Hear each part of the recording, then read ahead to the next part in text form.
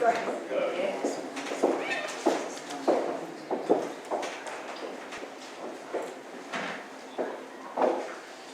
Commissioners.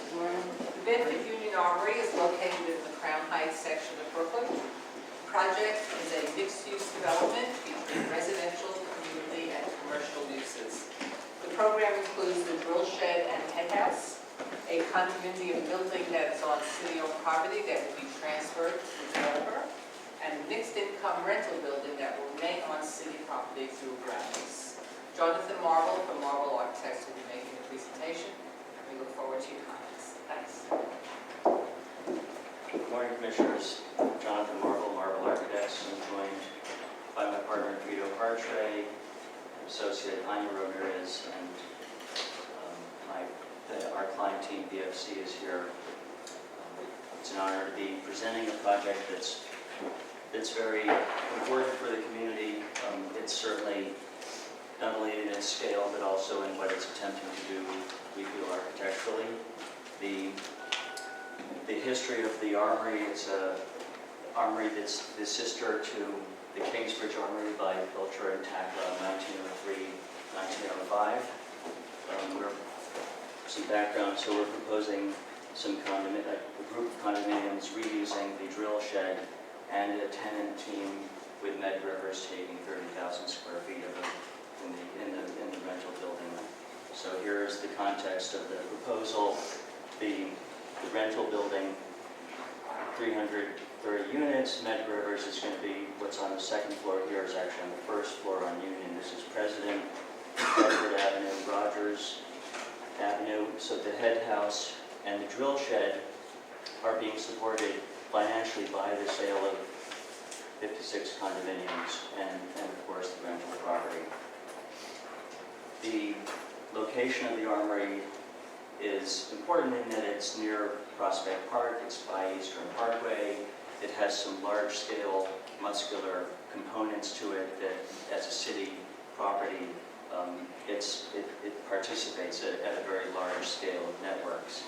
And it has some, in its site context, the Ebbets Field towers are just about where my hand is. There's another group of towers. They're all private, but they're affordable housing and rent stabilized, very large 20, 25-story buildings.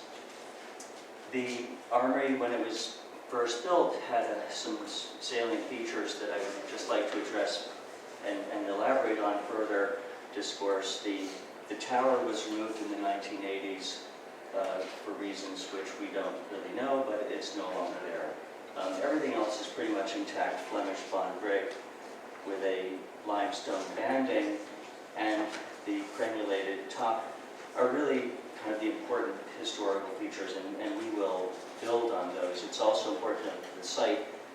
It slopes. It doesn't feel sloping, but it actually slopes a whole story from Union down to President. So this element down here is really the added cheese into the head house, and we use that in our discussions. You can see that here, how that element is really added on to the architectural vocabulary. The stables between the head house and our proposed rental building, we have presented to SHPO, to Landmarks earlier this year. Everybody is okay with our inability to maintain those architecturally, so that will be part of our interpretive move towards the future. These are now, for kind of contextual reasons, shown the Armory as you're looking down towards Bedford Avenue from Rogers. There's some existing buildings on the corner there that are 4 or 5 stories tall. The Bedford side, the drill shed, which is about 85 feet to its peak, really dominates over the 2-story head house in a way that we feel is something that we can also build on.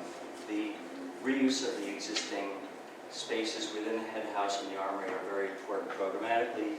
The head house in plan right here, featured in those photographs, is going to be reused as is, really preserving the historic details, but these spaces become part of the community's use, offices and support spaces for the community. The drill shed itself becomes a recreational opportunity for really big moves that the developer is building, an indoor pool, tennis courts that get used as a soccer field, and 3 basketball courts on the ground floor, and then fitness areas, bathrooms, offices on the 2nd floor, and the rendering here shows how a lot of sensitivity towards the existing drill shed in the insertion of these architectural programmatic spaces, so you can see through with this transparency from the pool into the soccer fields and basketball courts, taking advantage of the natural light coming from the west on Bedford Avenue. The stadium seating that rings around is being preserved in that we're using all that space for offices with glass partitions overlooking the drill shed. So there's a lot of this engaged participatory programming. The elevation on Union Street, which shows the drill shed looming over, really back of house. We're adding a garage, an egress entrance here. This is the removal of a parking deck that was added on, not historic in nature. This is the primary facade, and I said secondary because the Eastern Parkway buildings all have their back entrances that face the Union elevation. So this is really a very minor art facade, and we don't really delve into this. All the features that we're proposing, you can see, are going to be emphasizing the President Street side, which is the more public thoroughfare on the east-west axis in the neighborhood. So the historic drill shed, which gets a door added here for egress. We're demolishing the stables, and this is the existing parking garage that we will be adding the rental property onto. We did a significant amount of effort to reuse and recycle the stables. Architecturally, there are 2 stories. We wanted to add on up to 7 stories, so a huge amount of weight with block and plank for affordability purposes. The block would land in these locations if you were to reuse the existing bays and making very 8-foot bedrooms, 9-foot bedrooms. The structure of the stables are all cast iron columns. You can see them here as pilasters in the building. We did 21 test pits to check out the footings. There was no way to support more than a single story on top of the existing stables. And we really worked hard, but we feel like not only structurally were they unable to support, but if you were to do the light and air mechanics in the historic walls, you would start to cut into them in ways that would not make any kind of sense about historical properties and opportunities to carry forth. So we've moved on from there, and Chabot and LPC are okay with that as well. The diagram showing what was and what is, and the tower was removed, a staircase was removed on President Street. And our initial analysis about how to start to add on a significant amount of volume to what's there now, we went into the base, middle, and top analysis of the head house. We also wanted to establish an analogy, as I mentioned earlier, about the drill shed having its facade with the head house, that kind of looming quality that you get on Bedford Avenue, an 8-story building over what really is a 2-story building, and how that relationship gets carried forth. And here, in terms of the base, middle, and the top, we've extended that across into the condominium design as well as into the rental buildings volumetric breakdown. We also wanted to continue the kind of conversation about the drill shed and the head house, and the scale of the 16-story rental building and its surrounding context. So this idea of the looming and this support and supported. So this this is really being supported by, as a complex, by the economics of the buildings that we're adding onto, in the same way that the head house and drill shed had that supported relationship. All of obvious interest to us is how height can be mitigated by scale. I believe, and many other preservationists believe, that height in historic neighborhoods is really not a factor if you can scale the buildings properly. So here's the Bedford Avenue, Rogers Avenue diagram, the head house, the condominiums, and the rental building, kind of the growing up in scale from a larger scale perspective. Bedford Avenue, Prospect Park being that larger scale, and the neighborhood scale being a smaller scale from Rogers Avenue to 4 or 5 story buildings. So we've got a kind of a diagram here that plays out in the elevation, with the base, middle, and the top referencing the head house's initial moves to the condominiums and then to the residential rental building. Again, the volumetrics of the drill shed and the residential rental building being part of the contextual moves that we're doing. So when you look at the head house starting as our starting point, it's a 3-story building. It has a tall second floor, but essentially it is 3 stories, and architecturally gets expressed as 3 stories. Remember, it's a 2-story building on Union.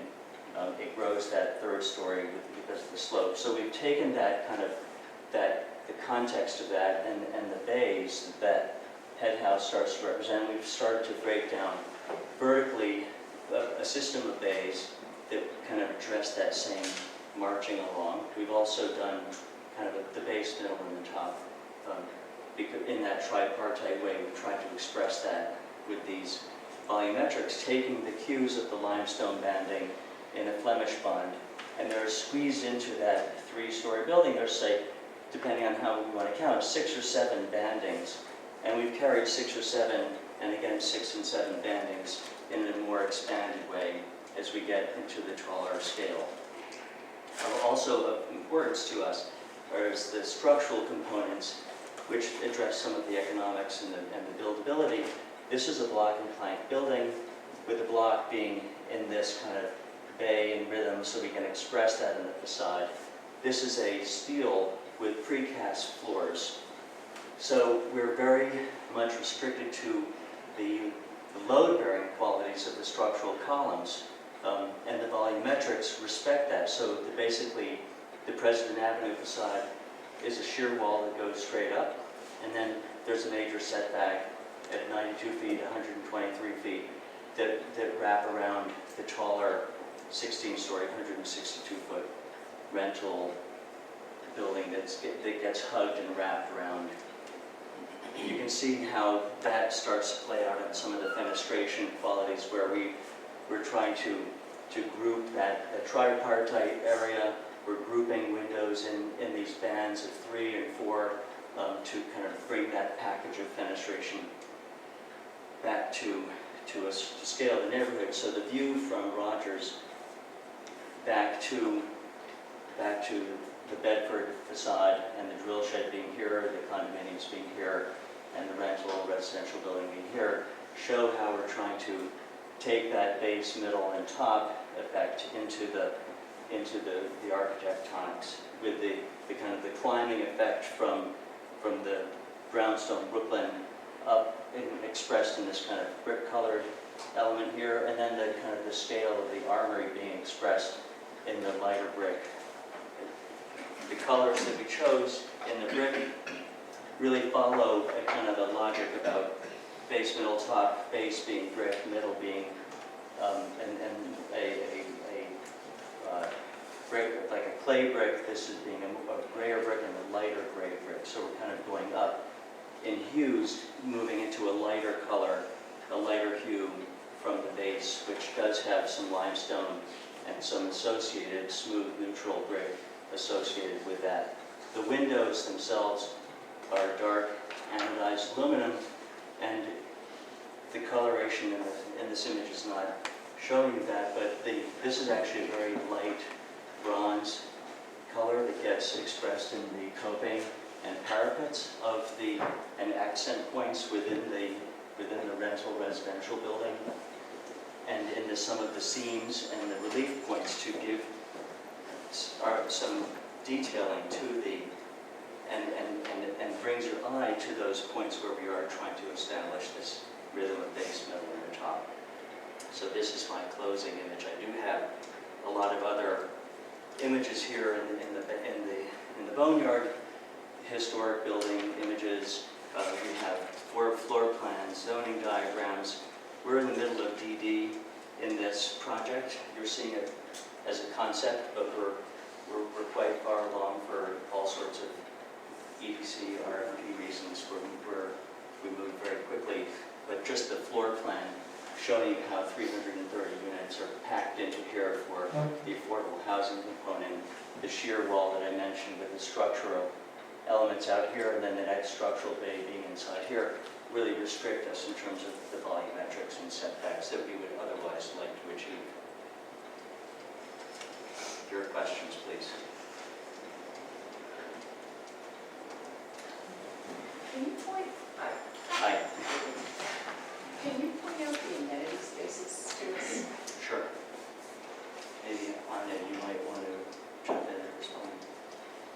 Take the, I mean, we know about the big space, okay. but within the building, Within the rental within building? the rental building, because, the shed is gorgeous, of course, the given historic building is gorgeous. So we can better go to the...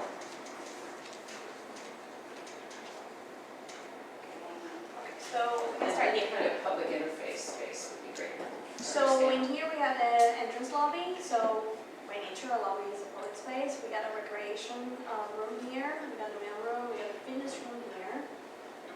And then one of the things that we really wanted to achieve was, this is Mega Evers, this is a school component, and what we really wanted to emphasize in this project, for many reasons, a many room will be at the roof, and there will be some kind of roof terrace in order to, due to the urban interior lot of this project, it's really that opportunity for the roof space. The courtyards would present itself very limited in terms of light and air, so we really try to utilize the roof for that. Because on one of the plans, it says there's a common area there between the H in our presentation, facing the shed down there. It was just there. Here, It says we're very common. common. Yeah, what is that? That is really a landscape area, Right in there? recreation, Right yeah. in there? But it's very minimal, Mhm. and it's really not so pleasant, but I mean, we do want to provide something that is good, just a landscape area, or that's what we're thinking about. But really the interaction, the area where we want to. How do people get to that space? You would go, we don't have that floor plan here, but it would be basically opening one of the apartments into the area. Because the stairs, so they come from the common It would come corridor. from one of the, yeah. Elevators, and then you go in there. It's nice. And then, but there are a number of units that look into that, because there's 30-foot, that's your, Yeah. Yes, that's your Gap light and air. of Right, light and it's a air, light and right? air courtyard, right. legal light and air. And are there, I'm trying to remember the drill shed, there are windows in the back of the drill shed there? Yes, it's glazed. It's glazed, Yeah. yeah. So that's at the north, so, It would be helpful in the next set of drawings to show the full context so that we can. it's kind of hard for us to figure out where we are without the context of, because I know you guys are zooming in on the plans, but we can't see where, we see the little north arrow, but I where don't the know. volume of the shed is, where So, the I block mean, is. the drill shed is it's binary symmetry, so but it's got same. This is the west side, the east side, so the glazed elements of which will be maintained around the east and the west facades. So Bedford Avenue faces towards the west and is the larger thoroughfare, two-way street. President Street comes around this way, Union comes around this way, Rogers is comes, is a northbound street. I forgot to mention the No, I think loading it's up two-way, PV right? This panels. is two-way. Oh, no, you're right, you have to go around and come back. You have to go all the way around and come back. Yes, Yes, yeah, yes. it's a little tricky. And, but it is a very much a pedestrianized corridor. And the slot, I mean, these are just things that we're trying to figure out. So the slot that's there, because there are people who have gardens in the back there on Rogers Street. Yes, so, Right. yes, so So they that have, was they kind of have, hard to tell over they there. have rear yards Right. that we're maintaining, respecting, and we have our ground floor, so that's 21 feet high here for this. That's the college. Yes, so Med Rivers enters at grade on this side, and by the time they're on this side, they're on the second floor. So So they're- those they're in windows here. there, are those Medgar Evers windows? On the second, This is Med Rivers That's your, here. and then then the next little bank is, And then up here, yeah, so the residential starts up here and goes all the way up. starts with those square ones and then goes up. Yes. Right. Yeah, and then we have some, these are common walls, so we have some light and air issues. We can only really start fenestrating at a certain height here, and we could put in more windows here, but there's always a percentage you can increase as you go up, but you're restricted because of that part. So is the space, when you said the common area, is that for can everybody access it or no? But, I mean, there's both residential Yeah, so, and then the college, so how does that get used and what's the access? so this is not going to be usable. This is really just a roofscape. Okay. This is the common area that is accessed by a door over here. So, very good. So this will be the common area facing the west, with the door coming off the public corridor here.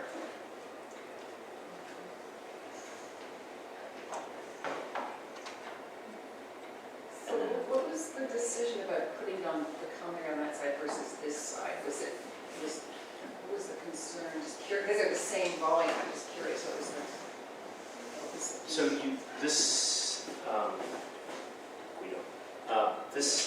we're limited in zoning to the height that we can do on this side. So you could only bring this up one story because it's adjacent to the. But I mean, those gardens are nice with trees and everything, it's low, and I'm just wondering why the amenity space is there versus there, it's just I think at this point, need it's, to know. I think, well, the major amenity space is really, I think we see that as the key tenant amenity outdoor space. The space here is at a residential level because it has the Medgar Evers floors underneath it. The space here, this can only go up one story adjacent to the To Medgar Evers. rear yard lines. And so that's at the Medgar Evers level. And I think the access to that is something that's been under discussion. I think in general we feel like probably it'd be better not to have too much Medgar Evers access to that space just because there's residential one story above. So that's why we see that as more of a landscape space. So it's viewing, Yes. that's what it is. This one is really just really. And given that, as you mentioned, that there's a lot of pedestrian traffic on all sides, right? Because at each of the avenues, Rogers and Bedford and so on are after. I'm just not sure how, if we could see your own ground treatment and its relation, in the buildings and the relationship to and interfacing with the street and the pedestrian Okay. movement. So I think we've done an attempt to connect, really always addressing the elephant in the room is the historic head house and drill shed. And so all of our references are really using that as our design partner. And the rhythm of the vertical bays get picked up in this two-story dedicated kind of punch out. So this is kind of the scale of the head house wrapping around here, even though it's 7 stories.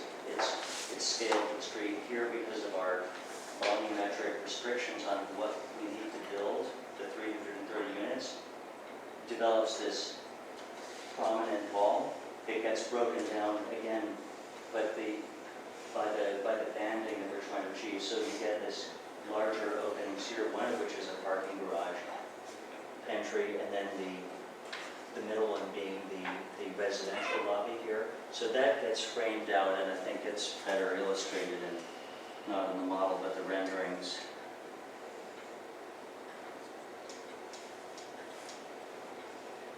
So that's the banding and portals that pick up the scale there. With the lobby door here, a garage door there. So just on that elevation, Yes. back to that elevation, or either one of those back. So here, or even in the previous one, I was curious about that, because you have, back one, yeah, so you have, you said 56 units here Yes, that have this opening, yes, and we have 330 units here Yes. that have this size opening, yes, and a parking, there's one parking garage door here, Yes. or two, one.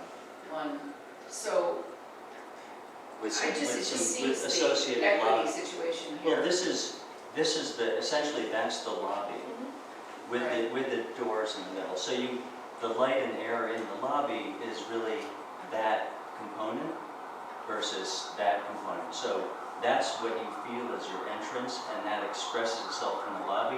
Medgar Evers is on the second floor. If So you look that- at the plan, so it's that's- going on. The scale is actually, this is almost 3 times bigger than that is. And you'll see that visually, and I Is think this that, a floor level too, Barry? Yes. That's Yes. Medgar Evers up. That's Yes. Medgar Evers. Yeah, so these you are look the at offices. height, Yeah. so these are the offices for Medgar Evers wrapping around here. Is the garage, where the opening, is there a curb cut there? Yes. So there is that, I'm just thinking of the relationship. It's an existing garage. There was a garage there that we're taking down to build the new Right, parking. So the parking is that consumes the ground floor of the whole right. building. And the pedestrian traffic, however, is much greater than now, than it was in all these years when the garage was Of there. course, and if we didn't, we wouldn't want, nobody wants to build a garage. It's a waste of money to build parking today, but you have to build parking. Have to by saying that the parking is required by the zoning. Yes. It's an affordable housing building. It's parking required. I think there's also a certain kind of negotiation with the community about how much parking. It's the big issue. We're You know, providing a any lot neighborhood- less, Any it's neighborhood much in our less than city what is- would have been People are required. outraged by losing their parking spots, so everybody wants parking, even though we as urban So designers don't is the necessarily. parking for Medgar Evers? No, it's for the residents. It's for the residents. So is the ratio of the number of spots that you are now building are determined by the number of affordable housing units and the number of market units? Yes. Because there are That's different correct. ratios in the zoning resolution as to how many. So is the calculation, the total you have is Yes. calculating the 400. affordable housing need of those who presumably own cars, which is less than the market Yes. housing, and so the total, that's the calculation. Total is 400 units And combined. just one other quick thing, I don't know if I may have misheard, but I think when you were mentioning the new residential with 60 units, I think you didn't say 60.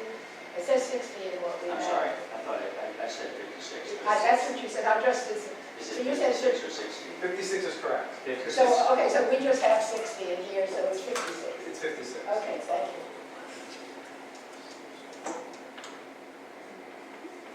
How many parking units are there? 135. Which is the requirement under CQA. So this is a good plan. So I don't really, So let me just reference the statements before. Here's the parking entrance. All this is dedicated to parking. It's a sea of parking. And remember, this is one floor below Union. So there's Union, you're one floor below grade and Union, you're at grade on President. So parking, lobby, recreational area, flex room to support the lobby, a fitness room. So basically the ground floor from here to here is all dedicated to people, to the users of the building, and their light and air. And obviously, good city planning measures light on the street, eyes on the street, activities in those levels at all times, activating President Street. So is that, this is what you're saying, this is, I was Yes. fixating on the glass, because I Yeah. think it's great that to have Right, as much so this is the, transparency of the so street. the big glazed windows are here to here. Are those mailboxes along the window, or what are It's a those? mail room. Mail. Right. So are the mailboxes Are blocking the the glass? mailboxes against the window wall? Yeah, the mailboxes only go to this tall, remember? So you've got this huge window above you, giving light to that very important area. It's not a forgotten zone.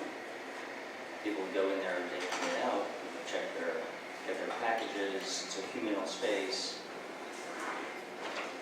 So, is there no retail or anything like that with fenestration on any of these streets and facades to enliven in any way, shape, or form? I'm just wondering. A lobby is a lobby. It's just a lobby. Lobby is a very lively space, and Okay, with just that's what 330 counts. units, you've got 1,000 people going in and out of that lobby in the morning and the noon and the evening. It's such a small, I totally It's agree. not I small, love the Lori, lobby. it's not small. This with the 350 It's huge. people. But that's not, the lobby is actually, architecturally gets expressed that that's an egress What door. is that door? That's an egress door coming from up above.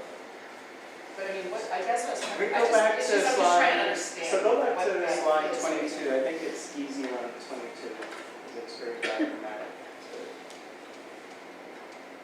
Am I going in the right direction? Yeah.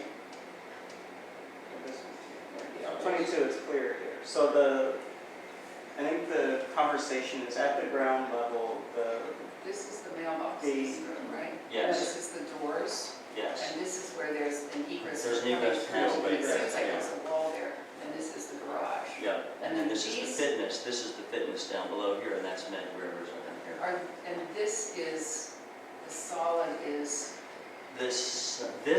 Remember that this whole piece, yeah, this kind of little scaling device, this is all red brick, right? And that's meant to kind of capture the moving of the two buildings that are here going towards Rogers are meant to capture that stepping up. And then the head house to the drill shed to the rental residential building are stepping up in another way. And there's a shift in brick color, dramatic shift from here to here with that bronze reveal running here to keep this floating and separate, even though it's all in the same plane. And that's the key thing is we've got 1, 2, 3 colors of brick all in the same plane, but divided with the bronze scaling element. and there's no way to change plane. Well, there's no way to change plane in the current way this is being built from a distribution of square footage and units. You can, is HPD, all of these units up in here are 1, 2, 3 bedroom units. The 3 bedrooms are on the corners, but when you've got a 1 bedroom and you're taking a foot or two off of that 1 bedroom, it really makes a big difference. And structurally, the columns run from here all the way up to here. Setting back a column, even if it's a foot, is going to cost you millions of dollars. We're building this at a bottom dollar per square foot rate. Yes, please, Don. Sorry, Don Ocean, okay? So we looked at this very carefully at the setbacks. We were with city planning in a number of meetings where we established these setbacks, excuse me. When Jonathan talks about even 1 foot, it's not really the cost, it's the loss of unit. Because if we take a foot off of these areas over here, we will no longer meet the minimum dimensions in HPD's layouts, right? So we'd start to lose units. If you were losing units on lower floors, the answer is usually you can make the building taller, but I think we're at a point where we can't make it any more, we can make it taller. I'd like to address your question about the pedestrian animation here, in the absence of retail. So right now around this entire site, we go there pretty frequently. There is nearly 0 pedestrian activity around this building. Our hope is that what we what John and his team designed over here, these series of townhouses with these small walls will allow people to be moving in and out of this building, going into essentially what are like almost townhouses, right? With the main entrance to most of the units being through this lobby. So we're seeing a lot of residential animation along this block, which pretty much reflects what's going on across the street. On this side, which is what you have right now, I mean, this is pretty deadly over here. I mean, look at this. Currently, this is like a fortress, really, built like a fortress. So the benefit, yeah, the benefit of the grade change and the ability to put Medgar Evers entrance over here is that it will encourage a lot of new pedestrian activity despite this wall. So we think it's, without retail, which I don't think we can do anyway, we think there's going to be a lot of great pedestrian animation that doesn't currently exist. Could I just ask, thank you, what you just said in words, John, about when you, is there a way to see it? When you answered about the change in the color and the materiality, the way you described, is there a way to see that you could show to us? Because you described it and what your aim is, but can we see those colors and materials that you said in words? Yes, I'm going to try to do that. Let me go. Because that would be. So the banding is the start of that conversation. That's really representing kind of the bays, the vertical marching along. So these lines graphically very strong here. They do get a little washed out in some of our renderings, I'm sorry to say. They're better in printed form or in an iPad. But this is limestone in a Flemish bond field. When you jump up in here, this is really, I think these get super clearly articulated by, and I'll spin this around again. Can I ask you a question about Yes. this? Flemish blonde equals matte light bronze. I don't understand limestone, why they have to equate, why Limestone. the Flemish bond. Not the Flemish bond, the limestone. The limestone Yeah. I have to take that into a tower, and why isn't the tower just its own thing? Why, because it's so much higher, and it's bronze, and it's a little deep, I don't think it's going to be seen that, I mean, it could just be its own thing, So right? there's two types of bronze. The dark anodized windows Right. are the typical bronze that we know of today. The banding that you see here will be practically the color of your name tag here. Right? So that is going to leap out in the sunlight and be very dramatic in our opinion. And it's meant to signal where we are able to make a break, where we have an excuse and an opportunity to make a break, either programmatically or with a setback. So the first break is here between Medgar Evers and the residential. The second break is here between the color of the red brick that swoops up here and the first brick here. Then we have, what we've done is, these two here represent the kind of the top. You know, when we said there's a base, middle, and a top, base, middle, and a top, base, middle, top, and Laurie, this is totally on my shoulders It's here. on this piece right here, Yes. right? And I've been insisting that we treat the whole thing as one and not as a separate element, although it is volumetrically different and programmatically different, but we've been making great attempts to have the whole element read as one project, and that's why we're carrying over what gets compressed here is expanded to the same 7 bands over here. And it gets exaggerated to a certain degree with the color, and it's metal versus brick, so it really will stand out.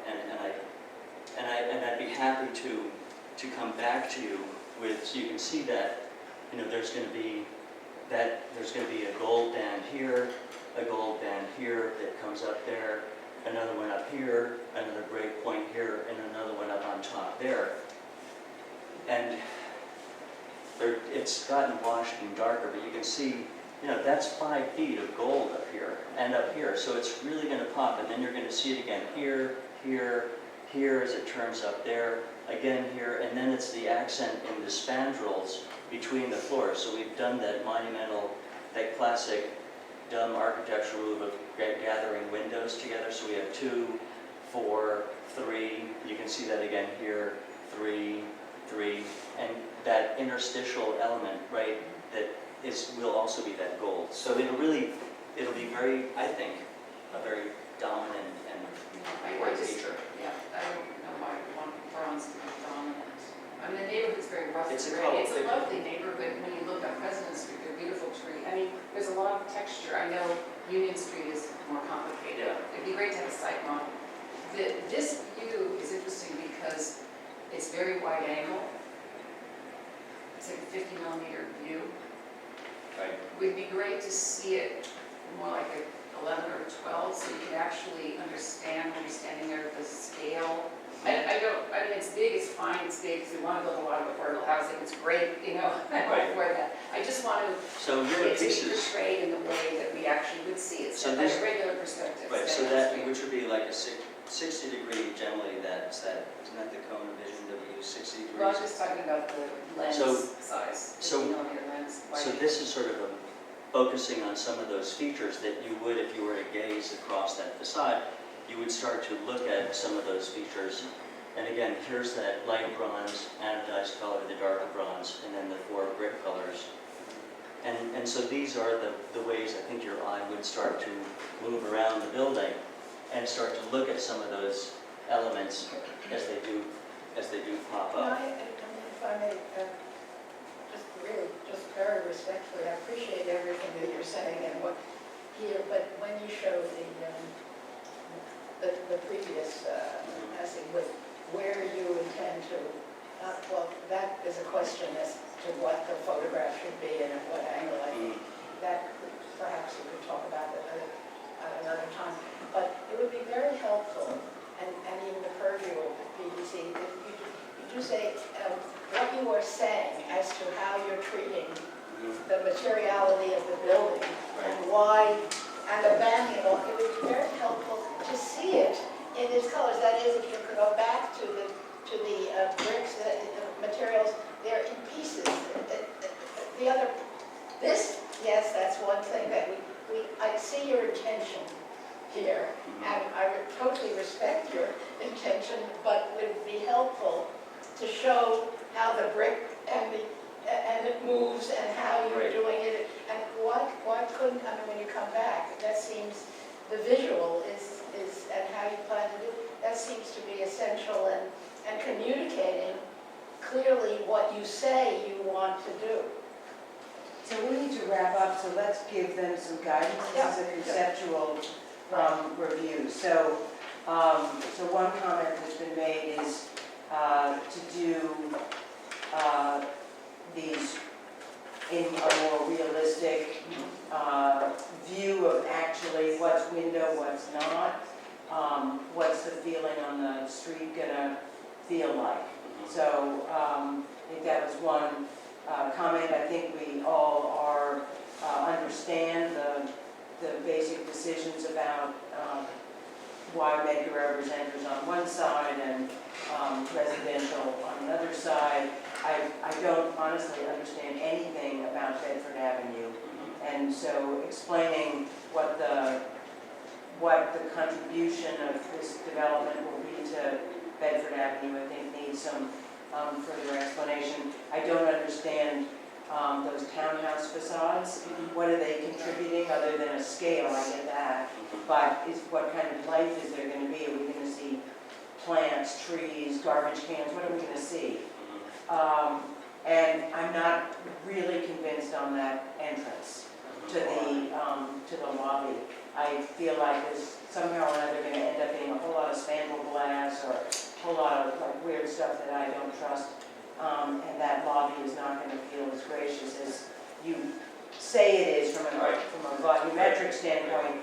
I'm not buying it from a streetscape Okay. standpoint.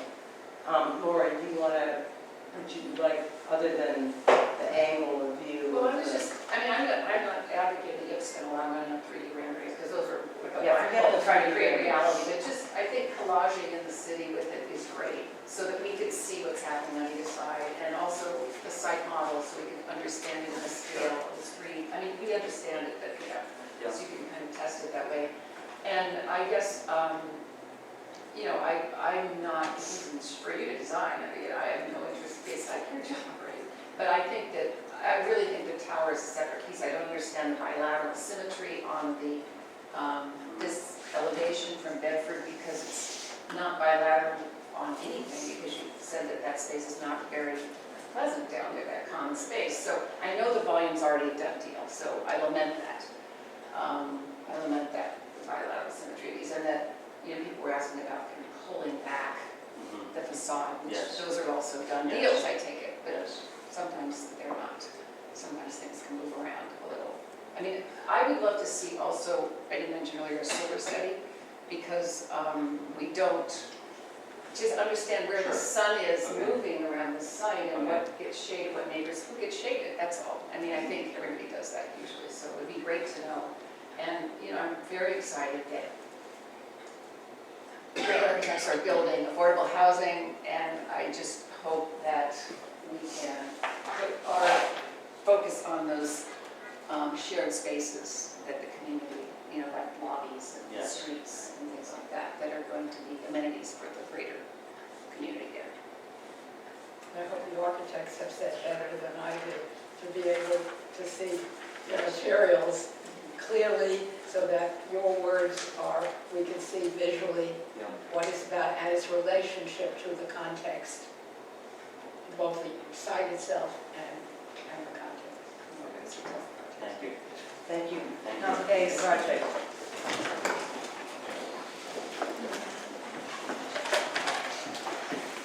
I'm the Director of Capital Projects for Cornell Tech, and we're here with a fairly sizable team.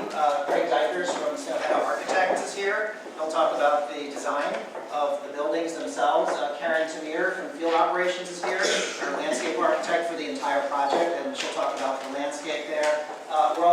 We have our hotel developer. We have David, Tim, and Jill from AJ Capital in Chicago, and I'll talk a little bit about our relationship with them and how they relate to the overall campus. But I wanted to take just a minute or two to give you a little bit of background about the project. I know there are some new members here. So Cornell University was selected in 2011 to build a tech and applied science campus on Roosevelt Island.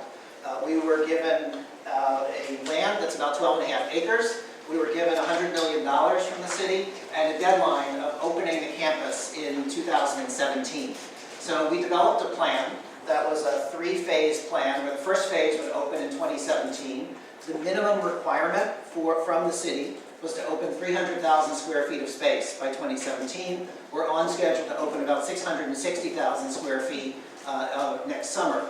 But what I wanted to talk about here is the final piece of phase 1. So just to give you a little bit of a sense, this is our main academic building. It's called the Bloomberg Center.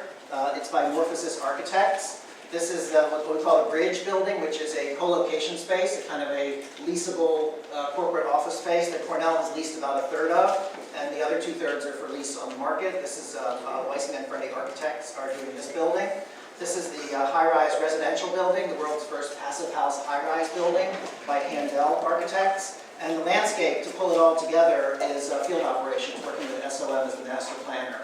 So our goal has always been to create a diverse mix of buildings that are targeted for various specific uses, but to achieve a very high level of sustainability, which we have. You see these are solar panels that will be on tops of these buildings, generating enough energy to make this hopefully a net zero building. We also have geothermal wells underneath. We're also looking to create a very public space, one that invites people into the campus. This is not a campus that is a closed campus, it's just the opposite. The zoning requires 2.5 acres of public open space on the campus, a full 20% of our area. And so working with Field Operations and with the architects, we're trying to create a very welcoming, public, inviting environment. And I'll let them describe that to you in greater detail. The only thing I do want to point out here is this is the image that we released for the first phase of the project. Our goal had always been to open up all 4 of these buildings as part of the first phase for a couple of reasons. The hotel and executive education center, which you see sort of ghosted in here, this is not a design, we were not able to get that off the ground for a series of reasons having to do with primarily with economics and the market. We're thrilled to be here today. We've put out an RFP that was responded to by AJ Capital. They've been selected as our hotel developer partner with a hotel called the Graduate Hotel. And we, Cornell, are building an executive education center. So it's a little bit of a hybrid project. We have 2 separate owners of buildings, the Cornell University owning the executive education center piece, a private developer owning the hotel piece, but it's all wrapped up together under one single architect. So that's what we're here to talk about today, is the design of that project. And just a quick reminder of the location. We are on the southern end of Roosevelt Island. Our 12.5-acre site is just south of the Queensboro Bridge. We have the Cornell project, South Point Park, and then the Four Freedoms Memorial at the southern end. Again, just a reminder, all the housing and commercial activity on Roosevelt Island to date is north of our site. So unless there are any questions about the overall structure, I'm happy to turn it over to Craig Dykers to talk about the design of this latest piece. Good, thank you. The site itself is situated at a sort of gateway location to the campus. Many people will arrive to this area from the north, either from the tramway or otherwise. So this is actually the northernmost component of the campus, so it has to represent 2 conditions. One is people arriving by foot, and the other is people driving by Queensboro Bridge above. Well, there are 2 components to the project, so you'll see that we've kind of characterized each component to deal with those conditions in different ways. This is the original site plan for the building, and while the massing plan was made, it was considered that the building would fill the entire site, but you'll see that we've minimized the footprint to open up more public space for the project. This was the original master plan view of the building, and as you can see, there's a kind of low component that pushes to the edges of the property line, runs along with a pedestrian walkway, and a medium height tower adjacent to the residential tower near to the entrance areas. The 2 academic buildings that are most significant nearby are considered the CoLab building and the academic building of the Bloomberg Center. Both of those buildings, as you can see, have a kind of partie where there's a base, a body, and a crown, and the base is generally transparent and accessible. The body is usually dealing with some form of metal material, and the top is often working with the components that are the mechanical systems or passive systems on the building. Nearby, also adjacent directly to the site, is a utility plant which was designed by another architect. It has actually a whole lot of utility equipment on the roof of it, but quite a lot down inside the building also. And the residential tower, which is quite tall, and has a series of sort of horizontal and vertical bands that provide its character, and a slight character of sort of angular roof at the top. The buildings are under construction. They're nearly finished in terms of their exterior paneling, so nearly every building on campus is fit out from the exterior. They're still working on the interior structure, so nobody's occupied any of these buildings yet. And part of the landscape is being prepared. There's a lot of civil work going on. The original plan, which as I mentioned earlier, filled the site out, we began to think about that in more detail, and we realized that this gateway zone, where much of the public will enter and exit, leads to another small courtyard in the central plaza that is related to phase 2 of the campus plan. And we thought it seemed like it was a very long way to go between kind of inviting public spaces. So we rearranged, and this is probably the key feature of the building, we rearranged the massing to allow an expansion of public space at the ground level. So I'll just pop back there. We went from this to that. So there's a small courtyard just off the walkway with the lower EEC, or Education Center building, and Executive Center building, and the hotel just adjacent to it. The hotel being the tallest feature closest to the bridge, and the Executive Center being a lower building closer to the public plazas. Here you can see sort of how that worked. We had this sort of simple massing, and then we went to this sort of split massing. One of the things that we recognized very quickly is that the Executive Center is likely to be the smallest building on the Tech campus. It's the most intimate building, and it'll be relatively small in footprint and small in height. And by placing the buildings where we've decided to put them, we create a lot of views from different angles and create a sort of central part to this part of the campus as you enter with the smaller building. It's possible to get in and out in different ways because there are two different functions, although related. The hotel facility and the executive center here. It's possible for large spaces that are for events and so forth to feed out onto the landscape, a restaurant that can feed into the new courtyard that we've created, and easy to get car drop-off along the North Loop. So we're not adding any roads or anything like that, and it's not intended for vehicles to come into this courtyard. We place most of the building up above the floodplain and only a small area that goes right out onto the street so you can get into the building and then get out very quickly. Almost all the services and utility areas are placed against the utility building, which is that mechanical building that I mentioned just nearby. All of the buildings on campus so far have had this sort of plenum space where it's felt that people can move in and out easily between the various uses, and our building has the same kind of idea that we're working with. So here you can see the sort of raised platform with the executive center, the hotel, and a common sort of restaurant amenity space on the lower level feeding out onto the courtyard.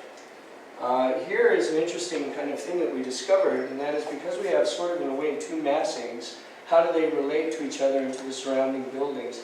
The taller building we saw to be a part of the larger structures around the perimeter of the executive center, and this we saw as having a slightly different character, although related to the taller buildings. First we'll deal with the hotel. You can see here some of the metallic panels that are being used by the nearby buildings, and we're looking at similar panels, and we have samples somewhere here, as you can see, to work with the color range that might be relevant.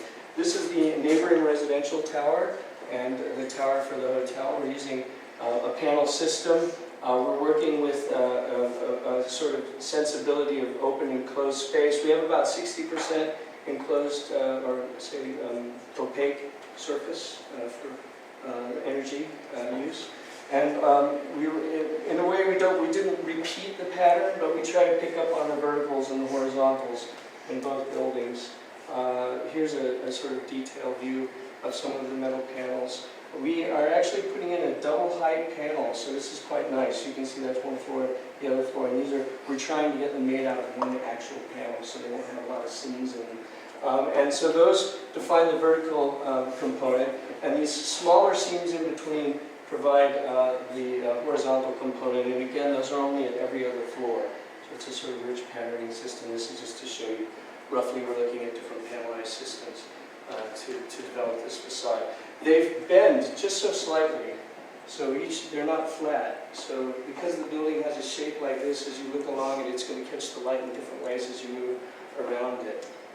The technical details that I think we're obligated to show you. Technical details.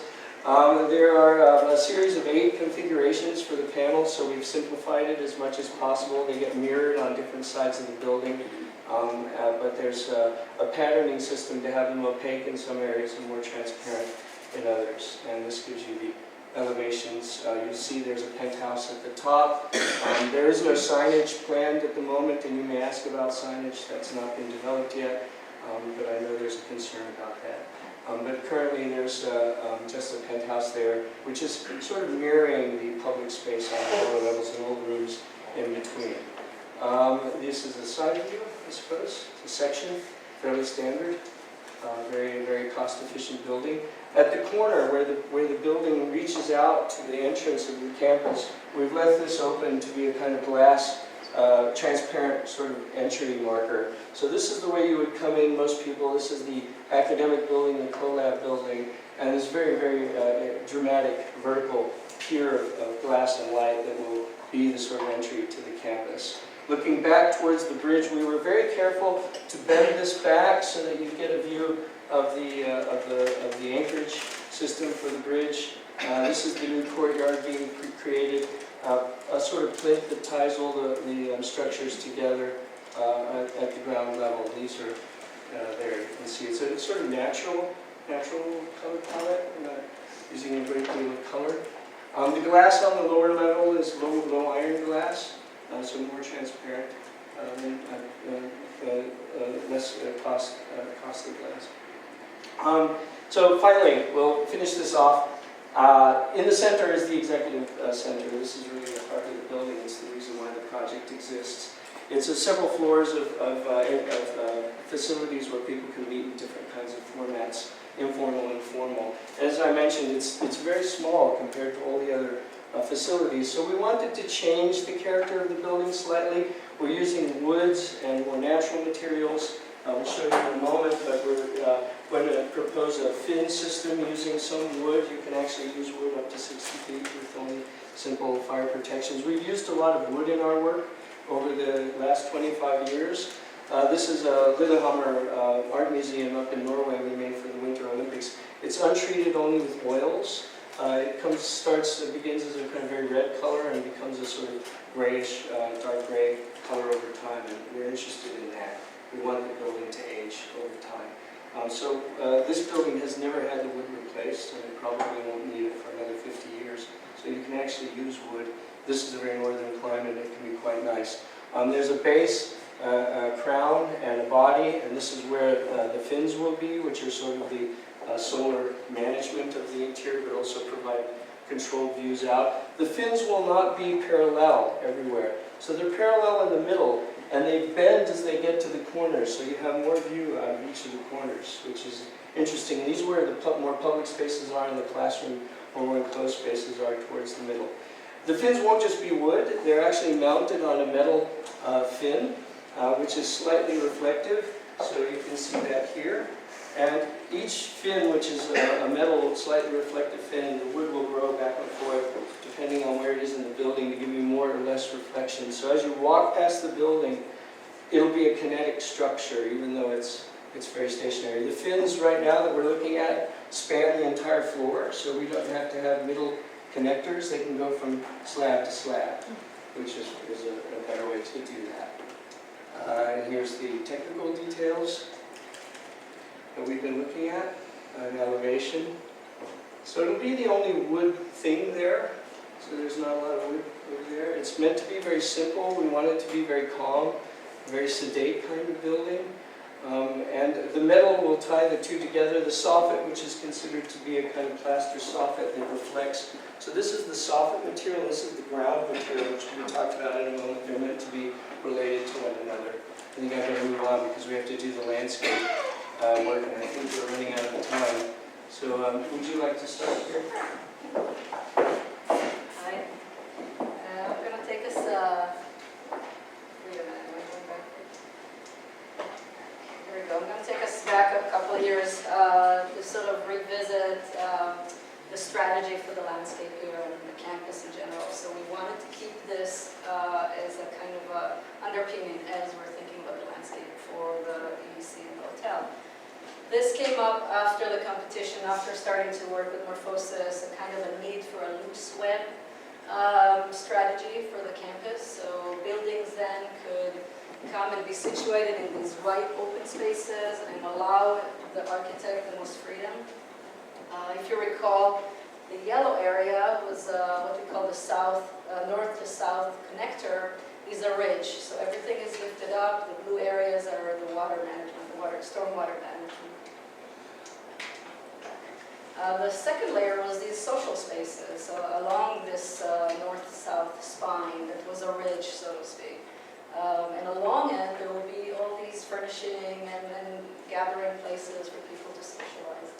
So we were very excited actually to gain another small social space here, because we did agree with Greg here that this street-like seemed very long to us, and so opening it up at that moment was great. This is where we were in 2015. Greg showed it a little bit ago, and here's where we are now. This is the overall site plan. So you see where the lines, the gestures have come from, the kind of underpinning sort of system arcs that has some flexibility, of course, as we move along, but this has sort of informed the campus in phase 1 and hopefully phase 2 and 3 to come. In terms of grading, it all works similarly to the way it did before. We have changed, if you noticed, In this one, we have these monumental stairs with a podium building-like. So now with this new building, we are able to, or courtyard, we are able to sort of green it up. We kept the ridge, of course, as you can see. The ridge remained the same, it's accessible. And then kind of break this monumental stairs into this planted stairs, sort of. So you have the connection here. It's really easy to access through the courtyard. There's the ADA sort of meander and more stairs. And we wanted to keep these areas bounded, so you don't feel, as you come out of the building, you don't feel like you're on the campus sort of traffic way or thoroughfare.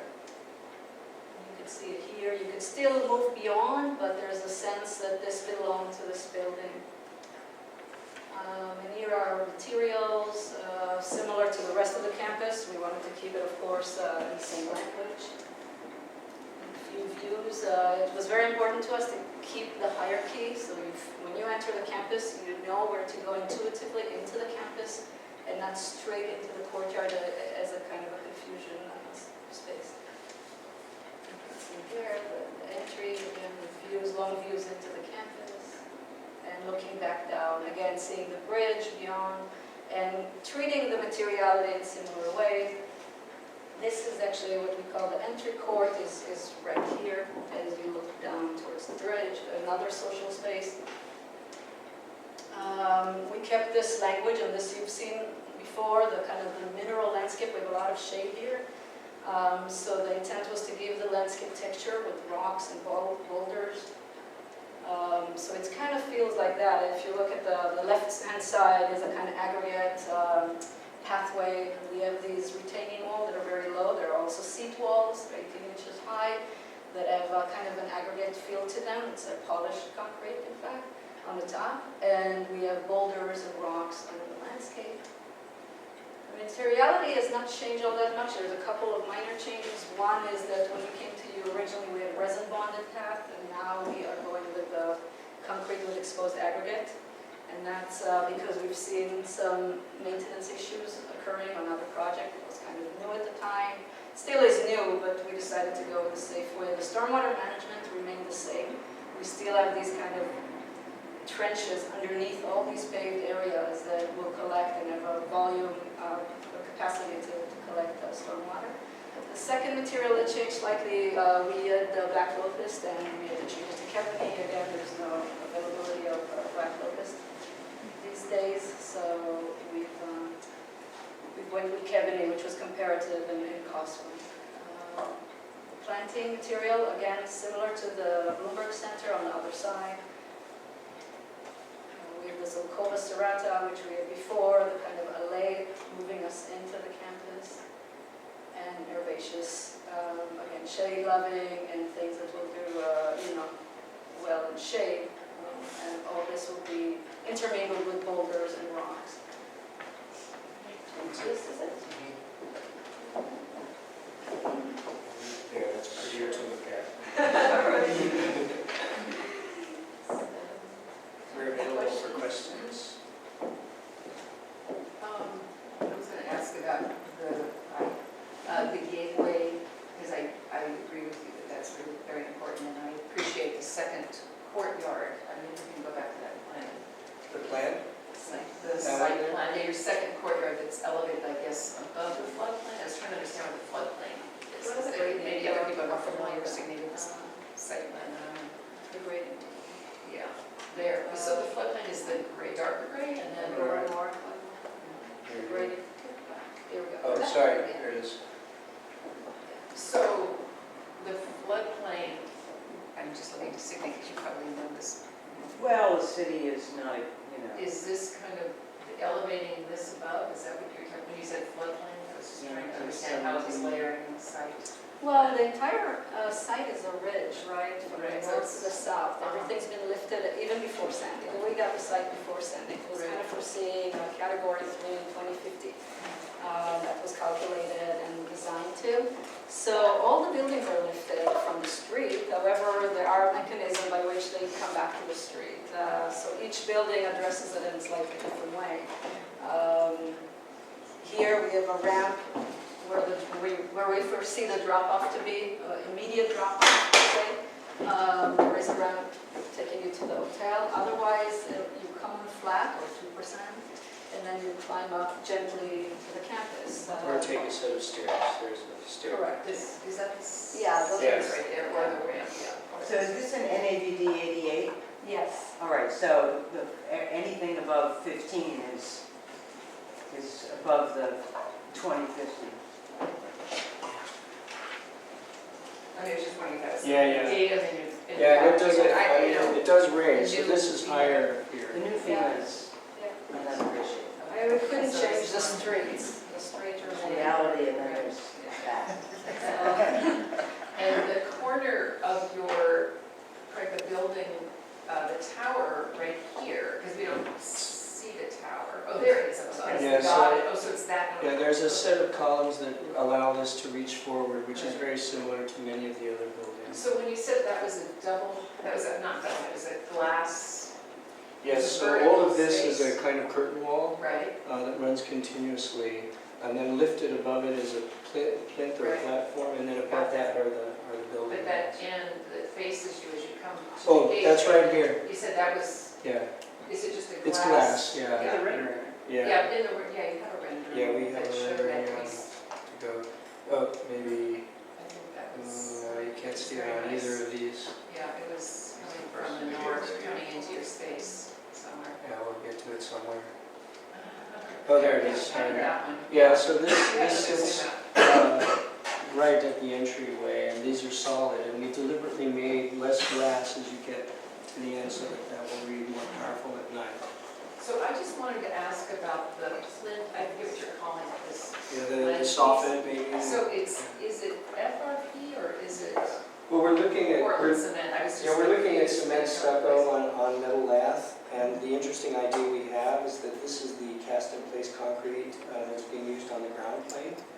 And we're looking at trying to make a compatible color scheme for the soffit, so that this and the floor and the floor material will be similar. So these are the FRP. Yeah, it's like an FRP, although in this case it's a cement stucco I on metal lath. mean, I was just reading the drawings, and it was, Yeah, I didn't. and that runs all the way, it's continuous, Goes so all around. from the hotel all the way to the executive center, Right. and it holds, it So ties that's it. what joins the two pieces. Yeah, and this is all low iron glass that's being proposed here. And the roof of the executive center, Yeah, so we don't have a green roof. It wasn't part of the direction of the project. We do have limited, as little as possible, the amount of rooftop equipment that we have, and we put it in the center of the building, so it won't be visible from the street level, although obviously looking down on it, you'll be able to see it in areas. But right next door is this utility building, which has about 10 times more utility equipment on the roof than even our building, so it's just part of the nature of that area. And for the tower portion of the hotel, the roof equipment there, it seemed pretty minimal in some of the drawings. Is that a reality, or? Yeah, I think we've We actually thought we'd put more in there than most people would. I think we have a lot of the equipment, but we're still, ST level. We've tried to screen it. Everything has a screen, so nothing either on either building will be unscreened. And we're proposing a level part. Most of the roof is sloped, but there's a part that's level and slightly depressed to try to, again, bring down the presence of that. You won't be able to see that from ground level. and I know I'm really getting the Sure. needs here, but not Needs are great. up here. So up here, is that translucent? What is that exactly? This is a That metal. piece? This is a metal piece. So that. It's a metal piece. Yeah, and It's a this- little thin. Yeah, and that's on purpose. You see, we had it in the sections. We Right. very much want to have this read secondary to that. So we're trying to calm the building down also. So that's why we have these two panels every other floor. There's a floor in here. You can see it in there that's being worked into the. But it's not providing shade, and it's not a solar, there's no solar thing No, happening. only minimal. Because it's the same, Its main It's almost the same purpose piece. was that we didn't want to have only vertical strips.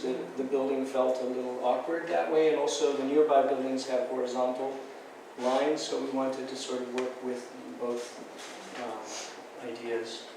I can go back to that section if you, oh, there it is. Yeah, there. So it's this facing piece here and here.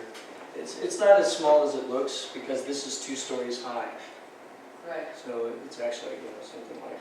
And in between the wood, you have a steel angle. On the lower building, on the Yeah. executive center, yes. So That's dark black or what is it? yeah, we have a kind of clip steel system that will allow us to clip the ribs on top and So bottom. that's this line, you see this Yeah. line with the reveal on Yeah. it. So I don't know if you remember how this works, but that's why it looks so much more wood here than here. They all have wood, but the amount of wood, it changes. It's deeper and less. And the current sort of direction for the metal is either anodized or painted, and it's not mirrored or specular reflection. It's more like a kind of soft reflection. And that's the way the wood will age. Yes, this is what we're looking at. This is cedar, in Europe, there's a lot more options. We use larch over there, which is a great wood. Here, it's mostly western red cedar. So this is here for preliminary.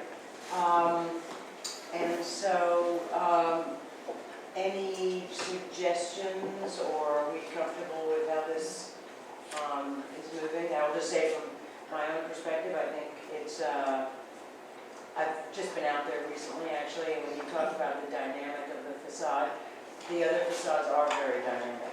And I think you achieve that in a very creative way that is not mimicking how, but also performing the function for the building. I'm certainly glad to hear that field operations is pleased with the new space. I think it is a very, very positive, and I think the way you've handled it, you have managed to maintain the clarity of the hierarchy of circulation to the campus, to this building. I find it to be a very successful project all the way around. It's really well done. But if other people have, I mean, I think it's beautiful, I think, and first I was wondering if it was curved, but I think the softening of it's very beautiful, and it's calm, but has a lot of intricacy to it, which is very beautiful. And I think it is going to be a lovely addition to the campus there. My only question, and this is, you guys, maybe your thing here, but this, I just keep wondering about the soffit, because I love seeing the wood and the fins, and it's heavy. And it's a heavy piece, and I was just kept looking and wondering, hey, it's your project, but what's in there? I kept wondering what's inside some of it there. actually, well, it's true, it's an interesting challenge. We have height levels that we have to deal with from the different types of rooms, and we're trying to bring this all the way around, capture all the buildings, and we can only have so high glass, even though the rooms are taller. I see. So this glass is the affordability line, which I think is actually fine. It's like, what is it, 13 feet high, so that's a pretty good chunk of glass. But some of the rooms behind them are higher, up to 16, 17 feet. So since rather than bringing the glass higher and making this thinner, we brought the soffit down. But I do agree with you, I think we need to finesse that, and it at times feels a little bit heavy. More power to you, it's great. All right. thank you. All right, thank you very much. My name is Karen Grassi. I'm with the Mayor's Office of Recovery and Resiliency. So the Eastside Coastal Resiliency Project is a priority of the city, as reflected in 1NYC and the city's $20 billion resiliency plan that looks at our coastal defenses, our vulnerable building stock, our critical infrastructure and systems, and the social and economic resiliency of our neighborhoods.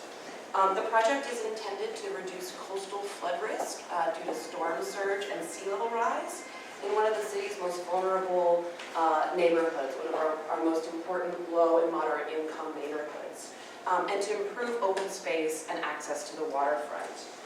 It's also the first phase of a series of coastal protection projects for Lower Manhattan, including for the 2 bridges and financial district neighborhoods. As a recipient of the Rebuild by Design competition's largest federal grant of $335 million. It's also a priority for HUD and an opportunity for the city to be a leader in innovative design for resiliency infrastructure and a leader in preparing our cities for climate change. The city has demonstrated this commitment by adding an additional $170 million in capital funding to the project and assembling an interagency team to lead and implement the project. So I'm going to hand it over now to Molly Warren and Jeremy Seaver from our consulting team. Good morning. I'm Molly Warren. I'm a principal at Matthews Nielsen Landscape Architects. This morning I'll be telling you about how we came about the flood protection alignment, and then Jeremy will be jumping in and we'll be talking about all the details. So let's get to where our project is.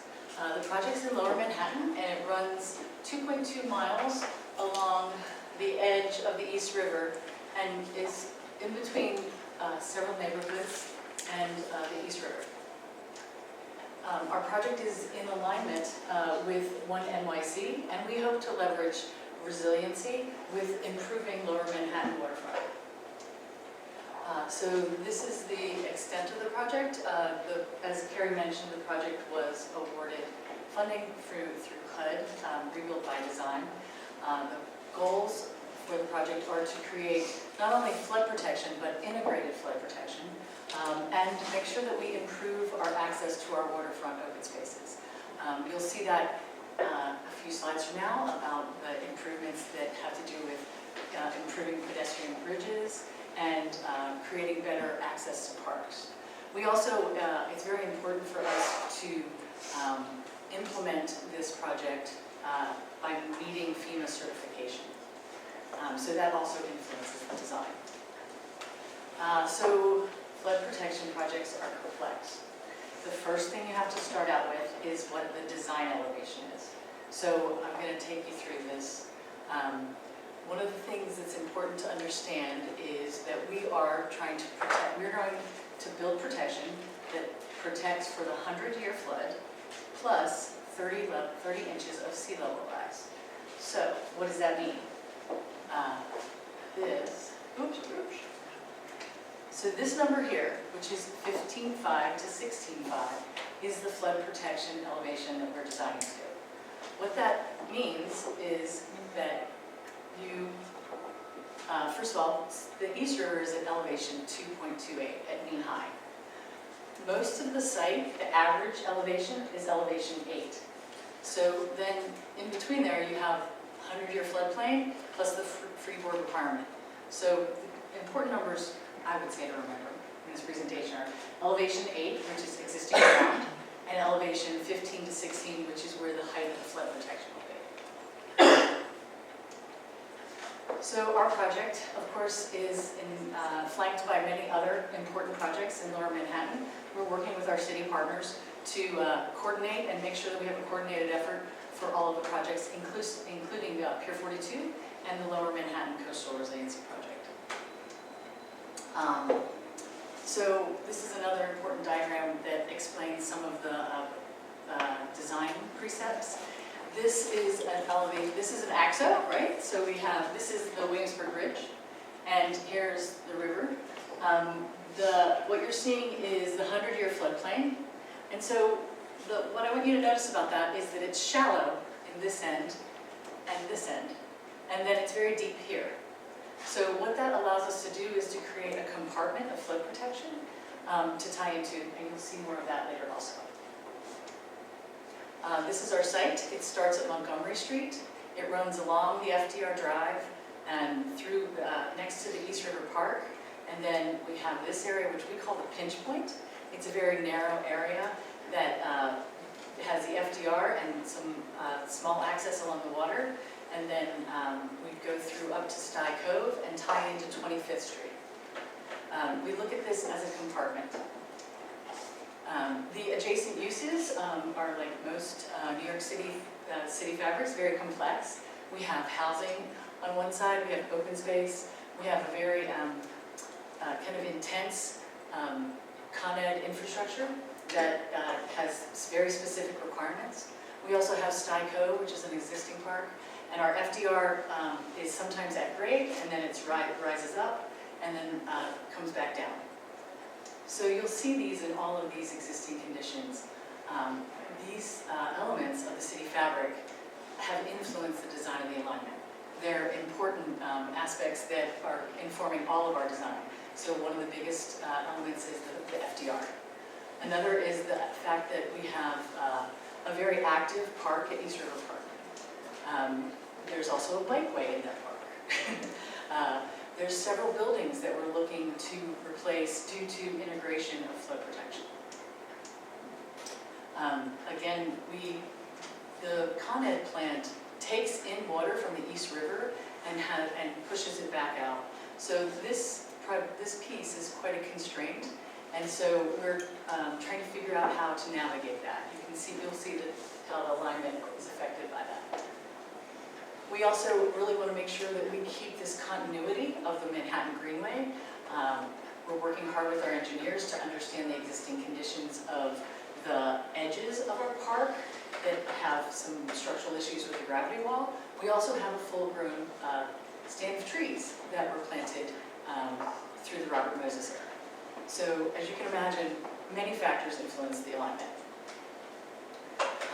Another aspect that has been very important to influence our design is community outreach. We've had 2 years of community outreach for this project, and the Rebuild project also had several years.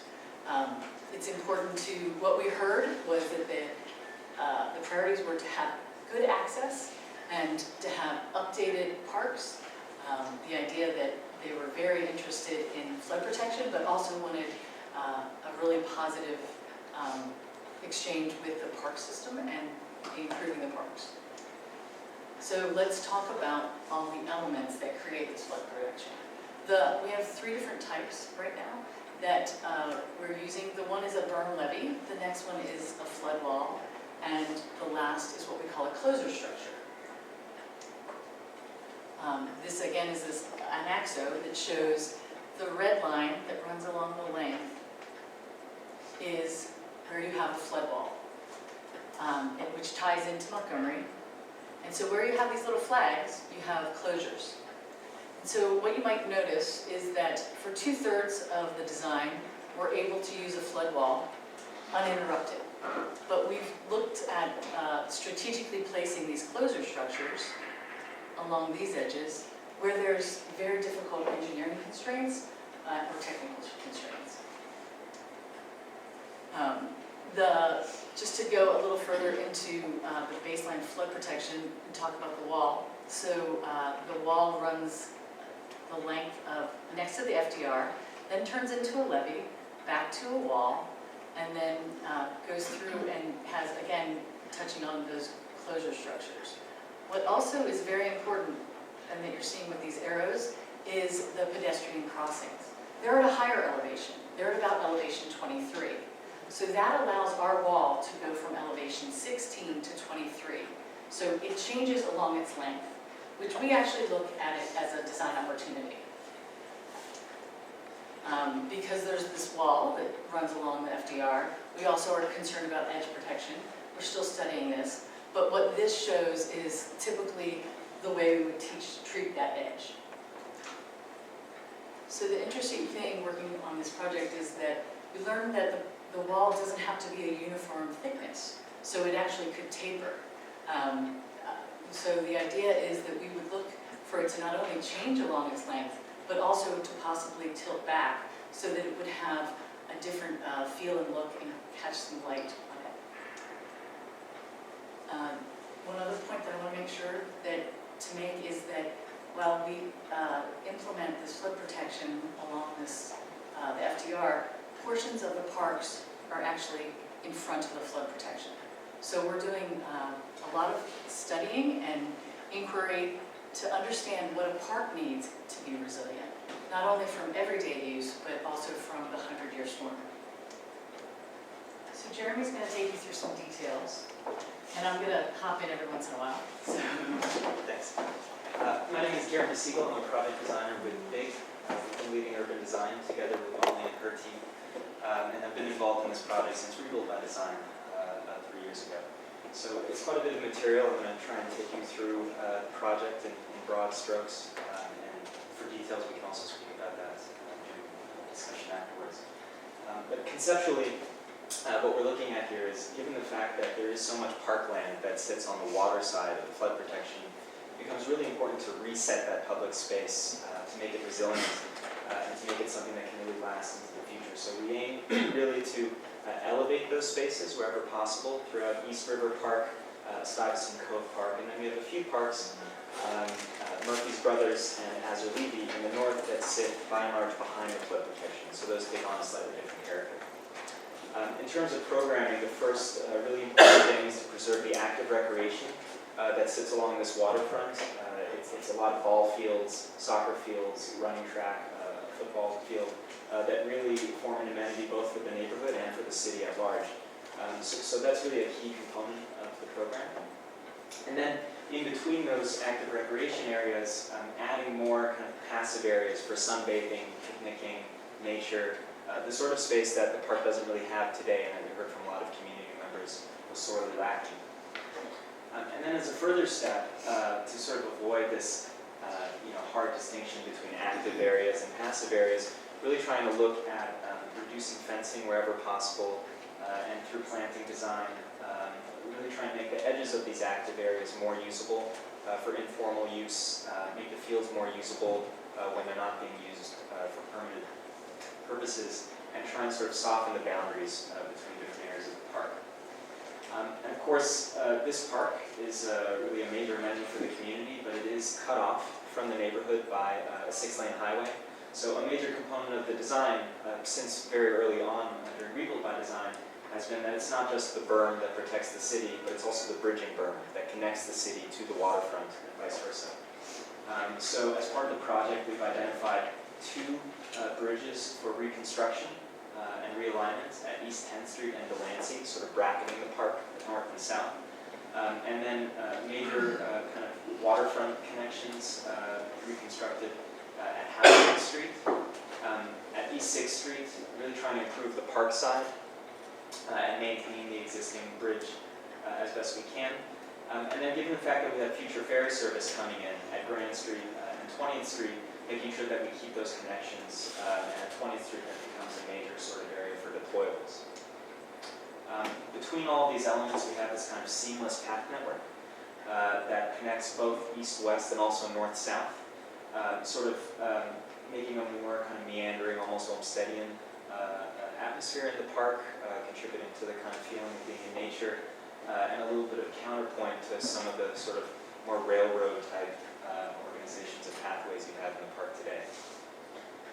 Through this, the Manhattan Greenway needs to run a major north-south connection, an important thing for the city, and we accommodate that along the back of the park, sort of meandering, and creating actually a more interesting experience along this waterfront as you bike. So this is an overview of the existing park condition. And what you can see here is the proposed, in which a lot of the programs we're keeping, some we're enhancing, and then really trying to enhance those spaces in between. The blue are major program elements that are being added or changed. And I'm not going to dwell on these slides too much. I'll get into them sort of in the reach by reach. Here you can see the northern part of the project where East River Park ends.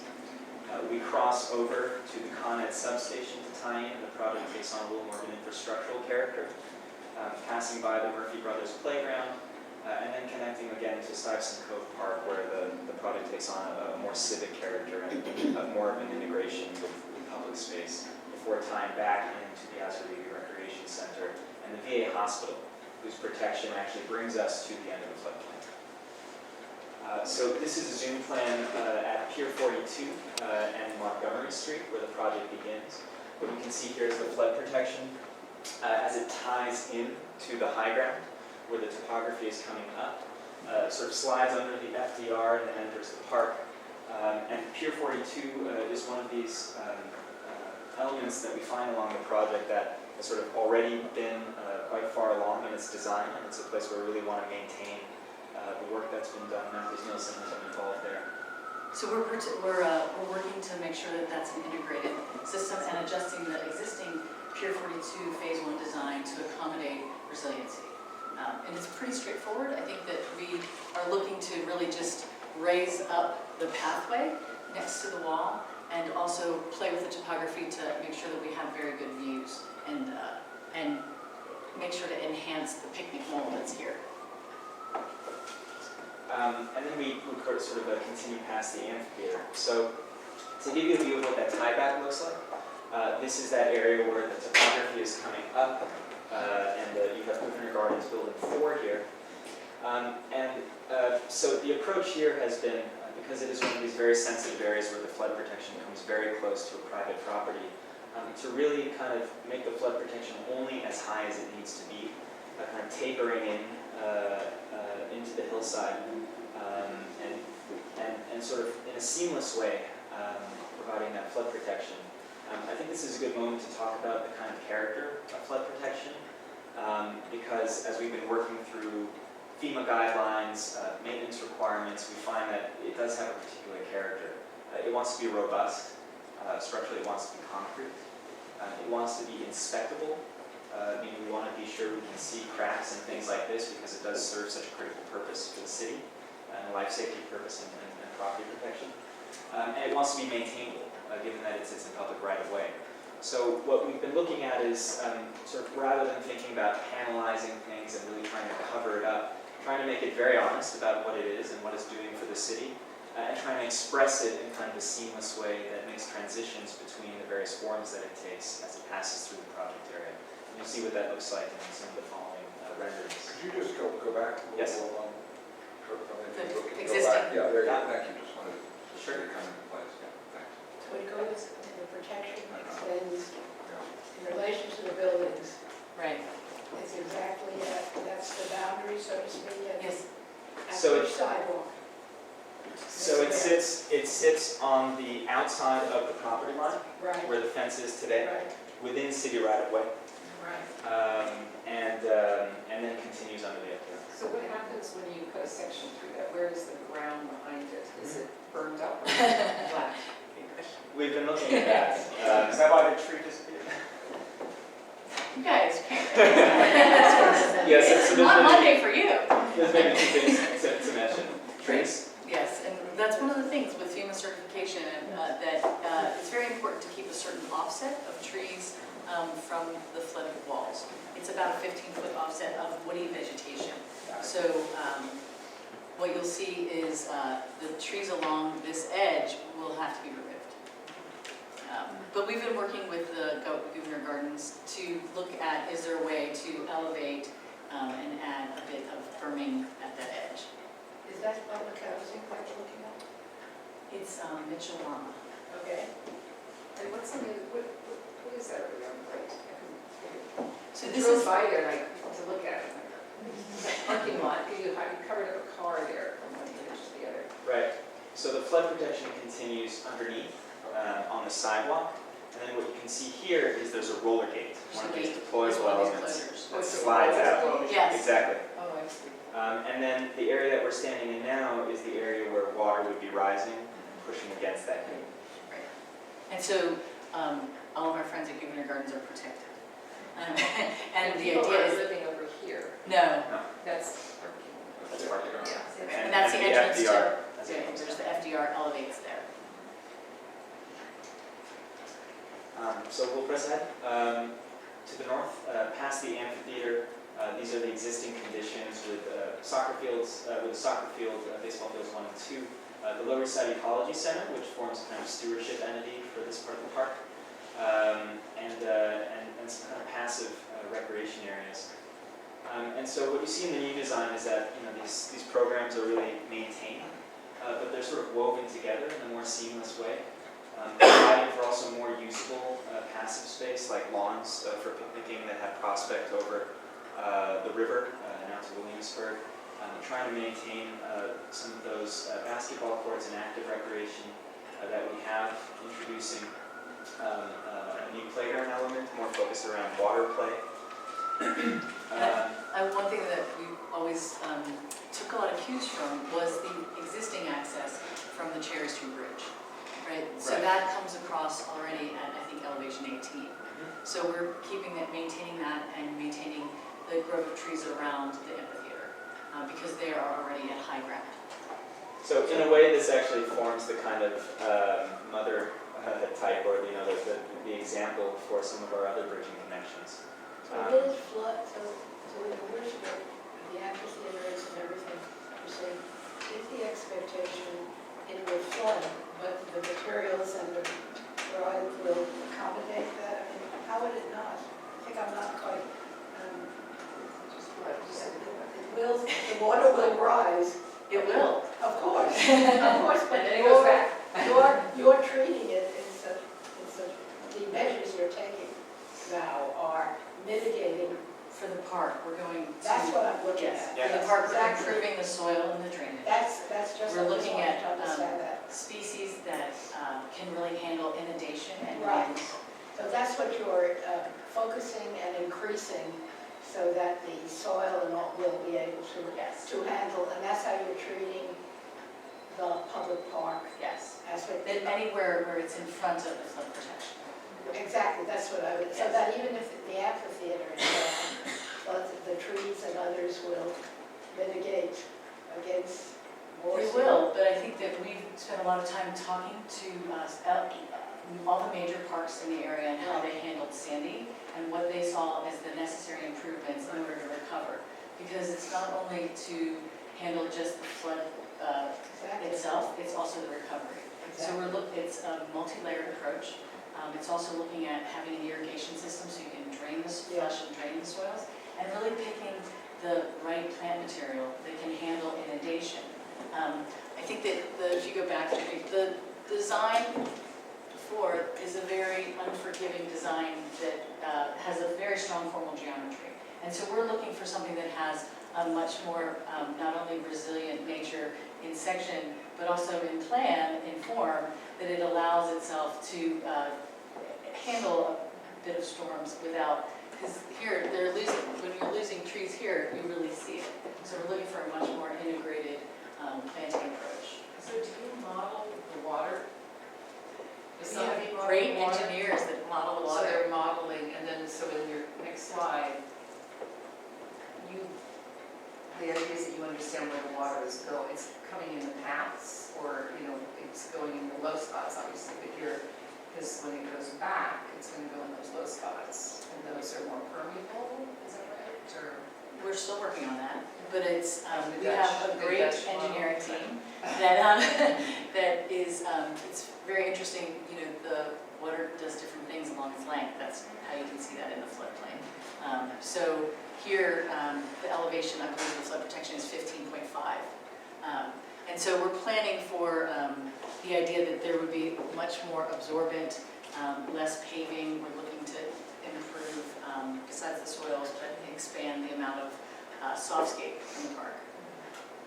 It's also about taking critical facilities and raising them above that 16-foot level, things like comfort stations, NEP, and then also trying to bring things like baseball fields that do have some level of damage after a storm, and trying to bring them up at least 3 or 4 feet so that we can be out of the plane of long-term sea level rise and more frequent storms that might occur in the future. So it's sort of a multi-layered approach where certain programs have different levels of protection. So the buildings are going to sit above the dotted line? That's right.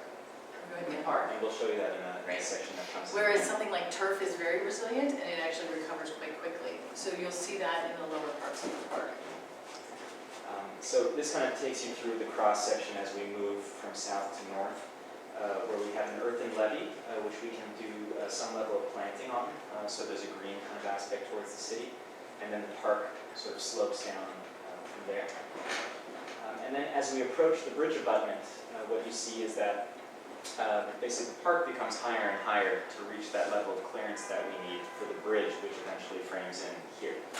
And in order to retain that berth, it becomes a flood wall.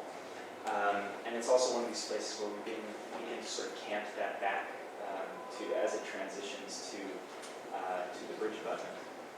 So this is a view from the Williamsburg Bridge, looking out over the existing conditions, where we have the FDR, those existing kind of passive areas, the existing Delancey Street Bridge with a straight shot and then a series of switchbacks.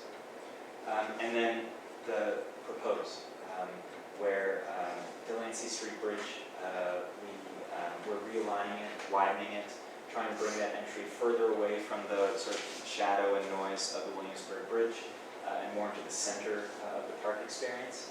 You can see the flood wall as it transitions between levee condition, where we can fit it, becomes a flood wall again and begins to become a retaining element for that earth, and then the bridge abutment under the bridge, and then it sort of starts transitioning back. So really trying to express the character of the flood protection as it takes these different shapes. And in that bridge, is there a bike lane and pedestrian? Because I assume that's how bikesters are going to have there. It is. That's going to be a shared path. So we're going to be working with DOT on what the proper markings will be. Goes into the greenway. Right, and then it goes into the greenway, which you can see here as it meanders along. So this is a 22-foot wide greenway with at least 12 of it designated for bikes. And then to answer the question about what's going to happen to the park will flood. So you can see here something at the design storm level where basically the park is going to be flooding, and then it's those high areas which won't be flooding as frequently. And those are the places where we locate critical infrastructure further up. In terms of entry experience, Molly mentioned the amphitheater being the sort of example type. This is the current situation as you enter at Delancey Street. You're greeted with kind of a chain link fence and then another series of fences, and then a switchback that takes you down. And the ambition is really to have a more park-like entry experience where you enter through green, through meandering paths that are 1 to 20 for universal accessibility. And that give you views and topography that you don't have in the park today. So really finding ways that the flood protection can improve the park experience. And we're always looking for this idea that these create these opportunities to create a stronger connection to the river. Because as you can see from the previous slide, you don't really get a sense of the river because of the fencing. So we look at it as an incredible opportunity. A view in the park. So there are a fair amount of different kinds of programs that are accommodated in the park already. There's some kind of ecological areas adjacent to the Lower East Side Ecology Center. There are some active areas. There's the seals here, sort of water feature for kids. And so through the park design, really still accommodating those different kinds of programs, but giving them each their own place, sometimes a new place. So with perhaps more ecological areas in front of the Lower East Side Ecology Center, accommodating elements in the park that are loved by the community, like the seals, wherever we can. And then that Manhattan Greenway kind of meandering through this whole arrangement. Here, looking at the bridge and an aerial overview of the existing conditions. What you also see here is that it's a 1 to 12 ramp that actually doesn't have the proper amount of landing, so it's not ADA today. So with the new design, we have the opportunity to first widen that to accommodate bikers, strollers, wheelchairs, all the kinds of things that you have coming out of the neighborhood and into the park. And also to lengthen those ramps so that we can achieve 1 to 20 for universal access, so much more gentle slopes to encourage access into the park, make it feel more active, make it feel safer than it is today. Which was a very strong point made in all the community outreach. Several people walk several blocks just not to go up these steep slopes. This is just a very preliminary kind of elevation showing the engineering of the proposed bridges. We're still working on this, and things like structure and materials and fencing and all these kinds of things we're going to be developing. But just to give you a sense, we essentially have a column-supported ramp structure and then a clear span over the highway here, taking off right at the sidewalk and then continuing as a clear span to the bridge abutment. And flood protection. This is a view looking at the existing Delancey Street approach today, where the bridge is actually sort of hidden behind this jog in the fence. And then the new situation where the bridge is coming out further to accept pedestrians. We have a very constrained condition here to the fact that we have, when we rebuild, now a 50-foot offset from the Williamsburg Bridge for security reasons. But even with that offset, we've been able to accommodate a 12-foot wide bridge, which is New York State DOT minimum, or recommended rather, for shared use between bikes and pedestrians, and then a roughly 6-foot wide sidewalk. And part of the goal here is really to sort of already anticipate the park experience by having a bridge that is a little more meandering and that kind of anticipates that park use on the other side, announces the park use in the city. Here at the tennis courts, dance oval, and Houston Street, which is a really major connection point. A few new elements. So first of all, maintaining those 12 tennis courts, accommodating new maintenance areas and expanded maintenance areas so that the park is more easily maintained.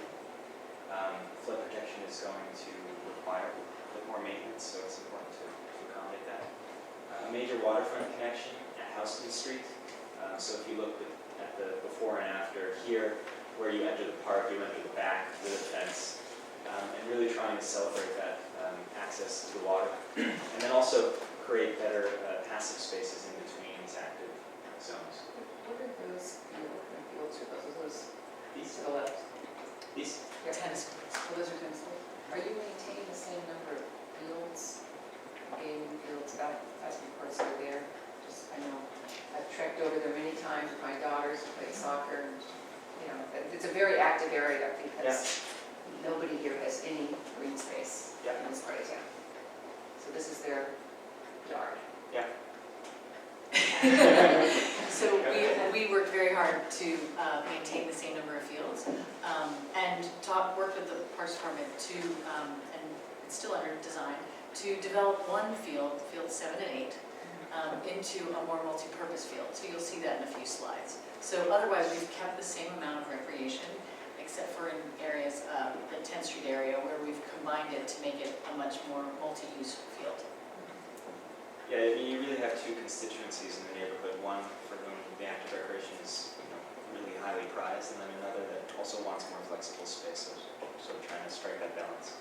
Because the school kids come here and play on these fields from very far away. I mean, it's one of the, like, okay, soccer game, everybody, and on field, right? I mean, I know you have a challenge because of the topography that you're trying to create with the. That's right. And that's where, at 10th Street, it narrows a bit, and so there's a bit of a trade-off there. But in most of the other areas of the park, as Mike pointed out, we've been able to keep exactly the same number of fields and functionality.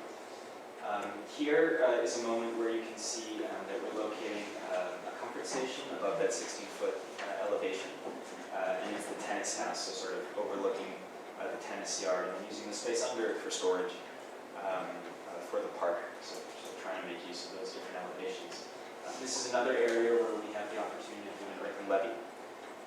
So providing a green face towards the city. And what you also see here is the Con Ed tunnel. Wherever we have a certain amount of fill above these Con Ed lines, there's a tunnel that's being constructed around those to basically protect them from overheating. So that's an element that comes up in the park periodically.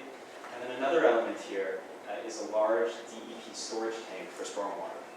And that storage tank is roughly 60 feet deep, 150 by 250 feet. It accepts stormwater from the neighborhood to deal with. And fits perfectly under the tennis courts. So we think it's a compatible use because there's very important access issues with that. Sort of trying to find the right places to co-locate different kinds of infrastructures. A section through the Houston Street waterfront connection. And then to speak about the visual impact from the neighborhood of some of these protection elements. Here is the existing condition standing on the sidewalk. There's a 3.5-foot Jersey barrier that's sitting at the other edge of the FDR. And here, based on the fact that our flood protection needs to be 8 feet, what you see is that it's basically a 4.5-foot surcharge on that existing Jersey barrier height. On top of that, in some places there will be fencing. Of course, we also sometimes have the earthen levee where the the scale of the highway, we're sort of benefited by the distance and the already sort of infrastructural quality of this edge. Here, simulating a second floor view from many of these buildings that front the FDR, where you're already able to see into the park, see tree canopy, and see sort of the life and activity of the park. This is also an area where you see that we don't have any bridges, so the flood protection really stays at that lower elevation. Going up to the 10th Street area where it becomes very pitched, as Molly was pointing out, we have the 6th Street running track, 6th Street Bridge, and the 10th Street Bridge. The proposal, sort of tying into that existing 6th Street Bridge with 120 ramps. Here, maintaining the recent investment by the Parks Department in the running track and field area, as well as the comfort station, so a place where we're really trying to preserve what exists there today. And then a sort of reconfigured 10th Street area, really trying to preserve the more family-oriented character of that area, where today there's a series of playgrounds, barbecue pits, and it's really sort of a family-focused destination, and trying to expand those uses. I think that there's an incredible opportunity afforded by the topography here, because we're coming in at elevation 23. So we're looking to raise a lot of the playground out of the floodplain, and also co-locate the comfort station with that, and make sure that there's strong connections to the barbecue area, because it's very well loved and very well used. So in the interest of time, I'll kind of chat through cross-sections, more cross-sections with the flood wall element, given that we don't have space to do north and levee. Sort of very schematic engineering elevation of the East 10th Street Bridge, where our spatial constraints were a little bit different than we have at Delancey Street. So here we're doing a double switchback. I'll show you an overview of it in a moment. Here, the character of the flood protection and access when you're on the FDR. So seeing that flood protection sort of transition up to accept the bridge and back down, really trying to concentrate the kind of architectural character of the flood protection in those areas where you're entering the park. And then here, with that existing bridge sitting actually behind one of the Reese houses, very difficult to see as you're approaching from the city. A lot of people don't know that this is a place that you can access the park. And if we look at a 1 to 20 universal access slope, if we did a straightaway like we do at Delancey, it would basically snake all the way through this traffic circle, which is really well used as a sort of informal gathering area. People sit on these benches, so we really didn't want to disturb that. And while we're trying to avoid switchbacks wherever possible, we think this is a place to do quite actually a playful and interesting journey up and over the FDR. Here, sort of a basic idea of what it might look like, entering the low side towards the building and then coming up. And then we're still studying the character of this elevation that faces the traffic circle, trying to make sure that it doesn't become something too imposing. One approach, potentially introducing some transparency and having a maintenance yard behind. But we're looking at different options and we'll be developing those together with the city parks team. Here, looking at the place where East River Park ends and the Con Ed substation area begins with that pinch point that Molly was speaking about. And a place where it was really technically challenging to continue the flood protection and sort of civic improvements along the waterfront. So there's a place here where we cross over the FDR with a set of deployable gates, which are swing gates. So a little bit different than what we looked at Montgomery Street. So those gates are stored on either side of the FDR. They're operated by crews before and after a storm. And that's what provides that protection so the water is rising behind it. And it's aimed at the protection against uncommon. Well, every bit of the project is protecting the neighborhood as a whole. Right, but I remember what happened with Sandy and the Con Ed failing, and thereby putting old Manhattan. That Con Ed tunnel, the tunnel that we have that runs through our park, and I probably didn't show you, highlight enough, is there's a major trunk line that goes to this plant. So we're also none of our materials cross it in the wrong way. So we're working very closely with Con Ed. So we hope that will. And one thing that we're able to do here is, given the fact that Con Ed is protecting itself Yes. already, that's flood protection that we're able to tie into. And it's one of two places that we do that in the project, this and the VA hospital being the other. So a plan overview of that area, actually the crossover being here. And then for this stretch, the flood protection really taking on more infrastructural character as it passes along the FDR and approaches Murphy Brothers Park, where we're looking at ways of sort of integrating flood protection with park elements, much in the way that we do at East River Park.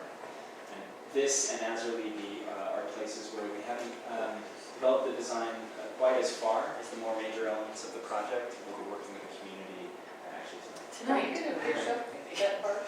Is somebody gonna help them with that part? That part is sad. It is, and we're hoping that we can do something. We're meeting tonight. We have a meeting to talk about That design green stuff ideas. over there. Yeah. I mean, it's on the north side of Con Ed, so it Yeah. doesn't have a shade. It is protected. It will be protected behind the flood wall. So we're looking at new opportunities for programming. So, and if this is too much now, because it's late, I don't know. So what's the schedule and the steps? What's the next phase? Don't you have to have, does a phase occur in which so much of your recommendations and plans for the parks part of it, that parks has to approve as well? I mean, how does it work for this to be implemented? Because you're showing us massive plans with many agencies I know, involved. it's crazy, right? And so it's pretty impressive and great. But, what happened, like when do you come back to us with what? And then what's the schedule? There's so much park, it's so basic what you're seeking in terms of the protection and the changes in the park. And when who approves, does parks approve the whole thing or what? I don't want to go on forever, but give us some sense of what's the next step. It's a multi-agency right from the start, so Parks has Okay. been all the way Okay, along. right. Just like, I think that's DEP and DEP. Right. Our title block says it all. There's just so many logos. Right, right. And people that are involved, and we're a huge team.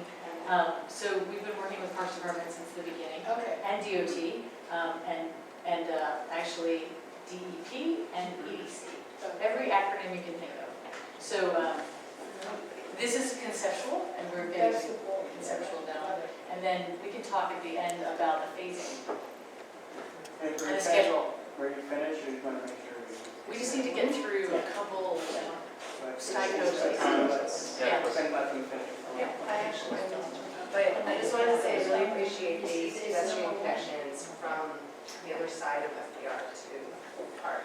I thought it was really well thought through. Okay, so pressing ahead, here the flood protection crosses back under the FDR, sort of away from pedestrian traffic, and then as it enters Cycle Park again, becomes more sort of civic in character. We looked at multiple alignments, what we call alignments, basically meaning where does the flood protection go in this area, from these inlands, looking at the median, looking under the FDR, and from all of our community input and city agency input, the park itself provided the best opportunity to provide wide, earthen, sort of robust protection. And so with that direction, we created a sort of elevated resilient park with a major punch through here, what we call punch through, to keep clear pedestrian traffic coming from 20th Street out to the future ferry landing, where this work coming. Here we have existing today Solar One, which is a nonprofit that deals with environmental education and sustainable energy, these kinds of things. They have a plan to do a new facility called Solar 2. So we're working with them on integrating those two projects, and it's actually a great opportunity to have sort of a steward for this part of the park and a more perhaps horticultural character. They have a strong horticultural component that they maintain Steico currently, And so we're working with them to develop the type of plant material that is reminiscent of what's there today. This is a very strong native palette. Is it going under the DRA, the connection, is that what you're saying? That connection, yeah. So that connection exists today in the parking lot here. And the important thing that we do is make sure that we don't have now a wall and a berm blocking you, but this stays at grade. So you can walk in a clear path through the parking lot And and the out gates to are the back. area. Yes. And then there are 2 gates that are roller gates. That come out like this. So this is a sort of basic cross-section through the park. Importantly, from our community engagement, we were looking at options where the bike path and the walkway were together along the water. And separating them was really a priority of the community to make sure that you can sort of sit and walk along the water in comfort. So the bikeway sits behind the flood protection, and then we have a sort of elevated landscape with pathways meandering atop the crest of this berm and flood wall combination. And then here we're sort of hovering above the location of the future Solar 2 facility. And then finally, sort of wrap it up, if this is a place where the flood protection is really sort of integrated into a new park, there are other areas where we're dealing with existing infrastructure, and those places are a little more difficult to activate. So these are the sort of places where, for us, the flood protection takes on more infrastructural quality. So here you can see the flood protection passing by Murphy Brothers Park, across under the FDR, and then linking up with Sky Cove Park elements behind. This is what the condition looks like when it is sort of functioning on a non-stormy day. And then those gates, a series of swing gates, shut to close the system off. How are they shut? Are they? They're operated They're manually. Oh, they're manual. They're manually operated by the city. Somebody comes in and never leaves.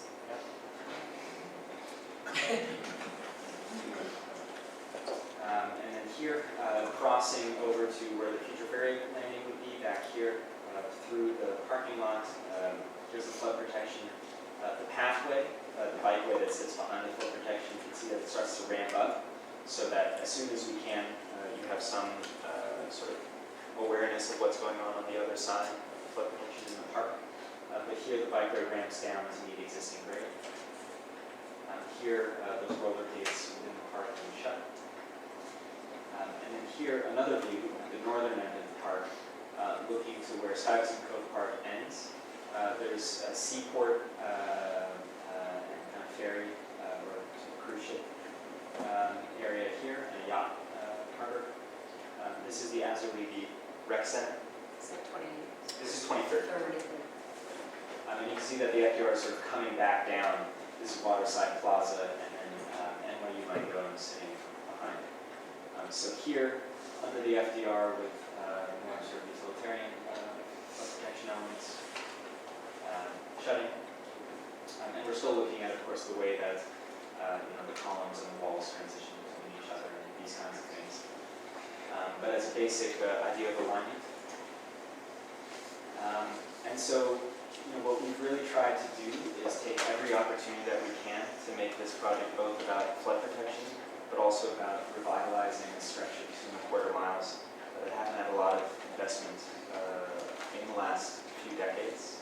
Over the course of a time where the west side and Brooklyn and all these other coasts have had major open space projects. And really trying to orient the kinds of amenities that we provide and the sort of access that we provide to the 100,000 residents of low-income housing that sit just up in. What's the total park acreage you're dealing with here? The first one is 57 acres, and then I think that Sky Cove is only, it's not very big. This is 57? This is 57. This will have that. And so then you can see there's just little snippets of quarter acres, and then this, I think Sky Cove is 2 acres.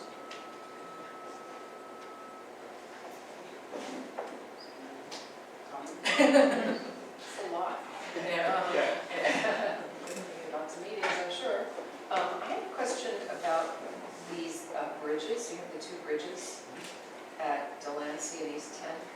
have the ramps going up, and I'm just wondering, is there ever an option for a stair at those points? If you don't want to deal with the ramp, you're impatient, you want to just come down quickly.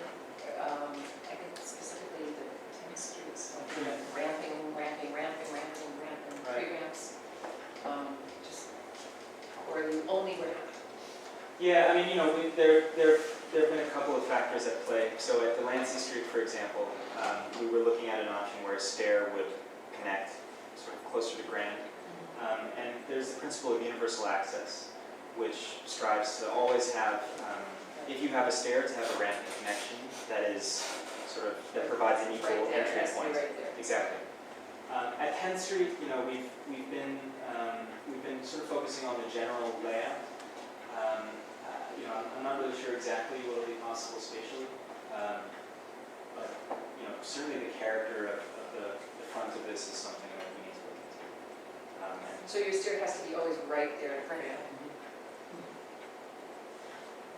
So if you want to get out of the park, right, you have two options. The bridges. Well, there's also there's a Sixth few Street. others. Right. You also have Just because I've been in there, and I'm like, how do I get out? No, everyone has that feeling. It's true. Everyone Yes. has that feeling. So, so you also have 10th Street, 6th Street. 6th Street we're improving. And then, I'm just thinking of shortcuts. Yeah. Instead of always longer.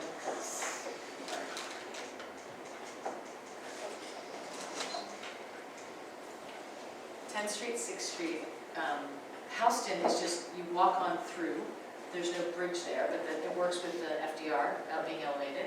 And then Delancey, and then Cherry Street, and then at grade down at Montgomery Street. So I forget, we had, It's really the two bridges where you get trapped. Right. I mean, as I was studying, we were doing like 10th and Delancey, Yeah. being trapped, just saying. Houston's pretty straightforward. Yeah. And we're making it safer, and so is DOT. And so we hope that to be one of the easier ways in, like the Cherry, one at Corlears Hook / Cherry Bridge. So.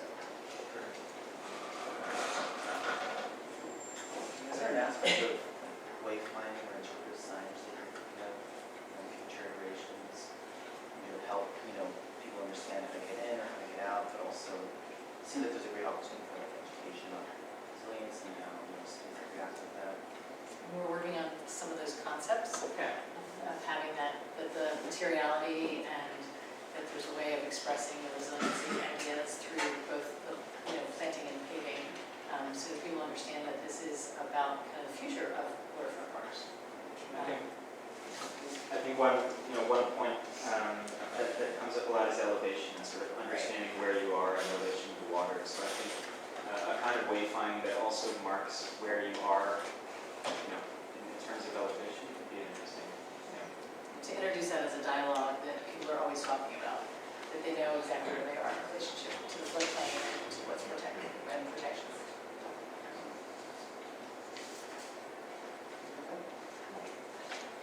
So you guys ask questions as you go. So Yeah, I mean, my main question when I was reviewing was that Montgomery Street wall to the residential buildings and how that, you obviously are like that section that I asked about Right. to the building and how, because the sidewalks, I mean, the narrower area, the walls on the sidewalk side is in the public realm, right? It will. It's an unusually wide sidewalk there, actually. It's like 15 or 20 feet. So we've got a bit of space. But what you mentioned about the backside, there was a concern by residents that people might hide behind there if you've got this sort of dark corner. So exactly for that reason, we've been looking at raising the elevation of the earth behind it to sort of get people out of there. So are you going to use dredge? Where are you going to use dredge? It's a good question. A lot of it's right out of the river. You start piling it up. I think that requires a whole level of questions that we would not be able to do. But it is a good question. I don't know if our engineers have one. There's a lot available, all the cranes you see in the city, they're doing basements. There actually is a lot of clean over there. Right now. Right. We need to, that would be great. Yeah, great to understand how much work is going in there. It's quantified. I don't have that on the top, but it is quite a bit. That's what computers do so well. Right.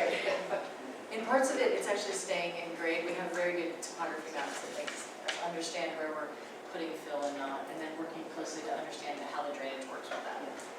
So, You mentioned something about the concrete and maintenance and seeing cracks, so could you speak a little bit about what's possible in terms of all of this concrete, in terms of design, texture, and particularly, I think, the conversation about the gateway moments into the park, kind of from Upland Street crossing in, and we're seeing concrete wall, and I've been to the lower ninth, and I know the impact that that has, and so could you speak a little bit about what's possible?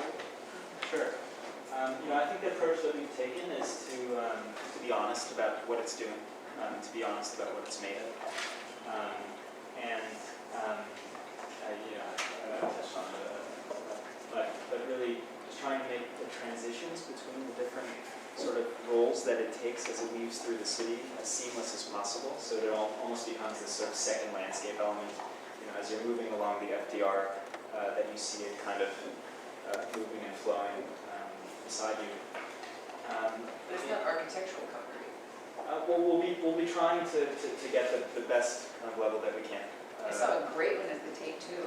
They've got this wall that the kind of aggregate makes it lighter. I mean, it just seems like you don't want to just plaster a mural on there, but I mean, it would be, it's an opportunity to think about what the aggregate is on this. Right. But I don't know if you have that. It's just highway concrete, right? We're gonna see what we can do. We're gonna see what we can do. I mean, no, we really are trying to see what we can do. And we have to work with our partners to make sure that it's very maintainable and inspectable. But certainly it's going to affect the character of the neighborhood, and we want to be sure that it's sensitive to the fact that people are looking. I drove through yesterday trying to imagine the wall. And all of a sudden, like, whoa, the park goes away. You're going, well, it's very high, and you're in a tunnel, but it's a blip. But it's still, you'll see it more from the neighborhood. And I think we're trying to study that to make sure that we're really taking that into account and understanding it. Because you do experience it at car speed, at bike speed, and then also just as a neighbor looking across. And one last question on this bridge in particular, the height of the wall is how high? The parapet. When you're crossing the parapet, right? So the parapet is going to be exactly the height that we need for clearance under the bridge, which is 15 and a half feet from grade. So we're going from 8 feet above grade to 15 feet above grade.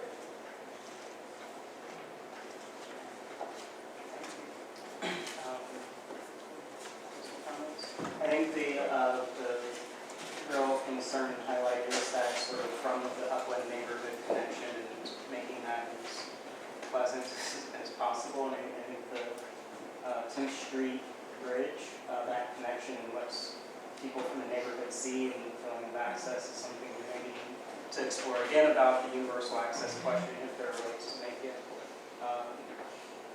more direct to the connection. Is something I'm interested to see. It's a great design. Well, I hope it gets built. It will.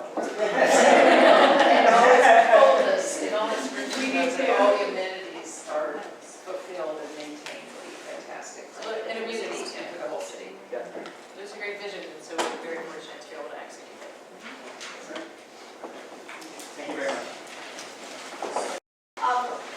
Hi, we're very excited to return for preliminary review of this much-needed and long-awaited project. Let me just introduce our party. I'm Lisa Wager from FIT, I'm the Director of Government Community Relations. We also have Loretta Lawrence Keene, Vice President for Communications and External Relations, and Sherry Brahman, Vice President for Finance and Administration. And from SHOP is Sharpless, partner, and Steve Tippin, Senior Associate, and Blair Cranston, designer, and we're also very happy to bring back Molly Moore, who I know you just kind of talked to. I'm Michigan Skidge, Principal Landscape Architect for Matthews Nielsen on the project. I just want to briefly refresh you, I know we only have 10 minutes for the presentation part, a little bit about the college. We're New York City's only SUNY community college. We're the city's first community college. We were established in 1944 by the industry. We continue to be responsive to the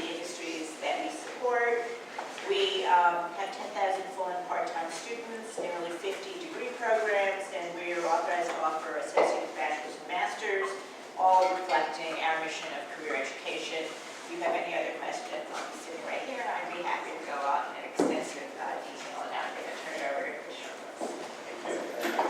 So we were here in April, and the design continues to evolve, but the concepts still remain the same.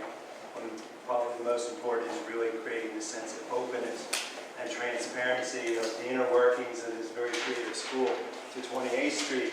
But there have been some changes, some programmatic changes, specifically more at the ground level, the addition of the high-tech meeting space, some code adjustments based, when we started this, we were working with the 68 code. The 2014 code has required us to increase our bathroom count, so we'll talk about that a little. And then the evolution and development of the facade. So just to remind you, we're located on 28th Street, midway in the block, and really, 28th Street is not the street that's been getting a lot of love and, care when it comes to the way that FIT faces more towards the fashion district, but this building really becomes that new anchor. And here you can start to see that relationship immediately to Marvin Velleman Hall. It's going to be connected. It's going to be an extension of a lot of the energy and activity that's occurring within the million-square-foot campus of creative activity. But as I said, really beginning to create a face and entrance off of 28th Street through the new academic building. And Molly's going to talk a little later about some of the landscape strategies. We do have several green roofs in this project, but I'm going to just point out one in particular. Currently, a lot of the garbage and maintenance storage occurs on this open yard here. We're now collecting all that activity into a covered space, so you will not be able to see this again from 28th Street. This is a view, an aerial view, sort of looking southwest. It's basically, the site is 60 feet. The building itself is going to be 60 feet by 250 feet. To the edge of the sidewalk is 75 foot clear. So, it's a narrow site, but with a lot of opportunity to create this sense of openness. And this is a view from the corner of 7th looking west. You can see Feldman right there. It's tessellated, weathered skin. And then this is really, again, this sort of the back of house view from 28th Street. You can see that yard where a lot of that storage and trash pickup occurs. And here you can see it right there. So really removing this. Another interesting thing is, the student hall that's located here. Some of the ideas that we mentioned in April, really bringing that up to the 5th floor and really opening it not only to the school but to the city. And these additions were made in the 90s. So again, that's going to evolve as the building gets built. But what's really quite beautiful, and we want to continue to embrace, is the beautiful tessellated aluminum skin that was produced back in '58 by Alcoa. And really, again, it's almost a sense of the fabric. So this is the design that you saw in April. Again, trying to emphasize this idea that the school is really moving from this sort of introverted to this extroverted, really opening up the design studios and the student hall to view from the street and the rest of the city. You also sense the movement of the circulation connections between the classrooms, student hall, and administration at the top. And then this is the current design. And what we begin to do is we're starting to rationalize a lot of the structure, but also bringing in materials. Actually, we're looking at creating these beautiful, elegant steel trusses, but wrapping them in wood. The other thing that you start to see is with the increase of the need for the additional bathrooms, increasing the cores along the east side of the building, just to meet the 2014 requirements in the code, but then trying to speak to some of the material qualities in Feldman's facade. So looking at using aluminum panels, anodized bronze as the materials, bringing that sort of leathery brown quality out to the new building. And this is the view of the design that we share with you in April. And again, moving from this cable stay facade to one where we actually create, it's almost like a flitch, where you have the steel truss that's actually sandwiched by 2 pieces of ash. And really, the idea here is to really begin to create the sense of warmth and almost this sense of craft when it comes not only to the way that the facade's built, but how it extends into the thickness of the building. And then you can begin to see the underside of the student hall where we're looking at using wood there as well. But again, trying to maintain that sense of openness and the sense of movement as you see the students moving through the facade of the building. And one other area that we focused on a lot was FIT's desire to bring in a high-tech meeting space and actually placing it right at the level of the sidewalk. So it's a 150-seat multi-purpose space that people will be able to see as they walk by. We did have this as a double-height weaving lab. We still have that experience, but it's over towards the western side of the building as you pass the entrance from 28th Street. So really trying to activate and create a sense of programmatic variety here at the pedestrian level. And I think the other thing that was really important to really emphasize, so here we have the utility maintenance activities occurring at the B2 level sub-basement. Here's the weaving lab that occurs here, so you'll be able to look down into that. You've then got 3 levels of smart classrooms with the student hall located here, and an additional level of smart classrooms, and then the administration levels, and then the mechanical. One of the things that's really important in design is taking advantage of the south-facing exposure, creating this double-height glass wall, and really drawing the light down in here. And we think this is going to be an important effect as you're standing here on the street, because it'll start to light the interior of the student hall. And this is a view of the plan of the high-tech space. As you can see, this is the entrance off of 28th Street, and as you move here into Feldman Hall, and then that's that double-height space looking down into the weaving lab. I think, Molly, you can talk a little about it. Hello. So there's several interventions in landscape on FIT, starting at the ground plane.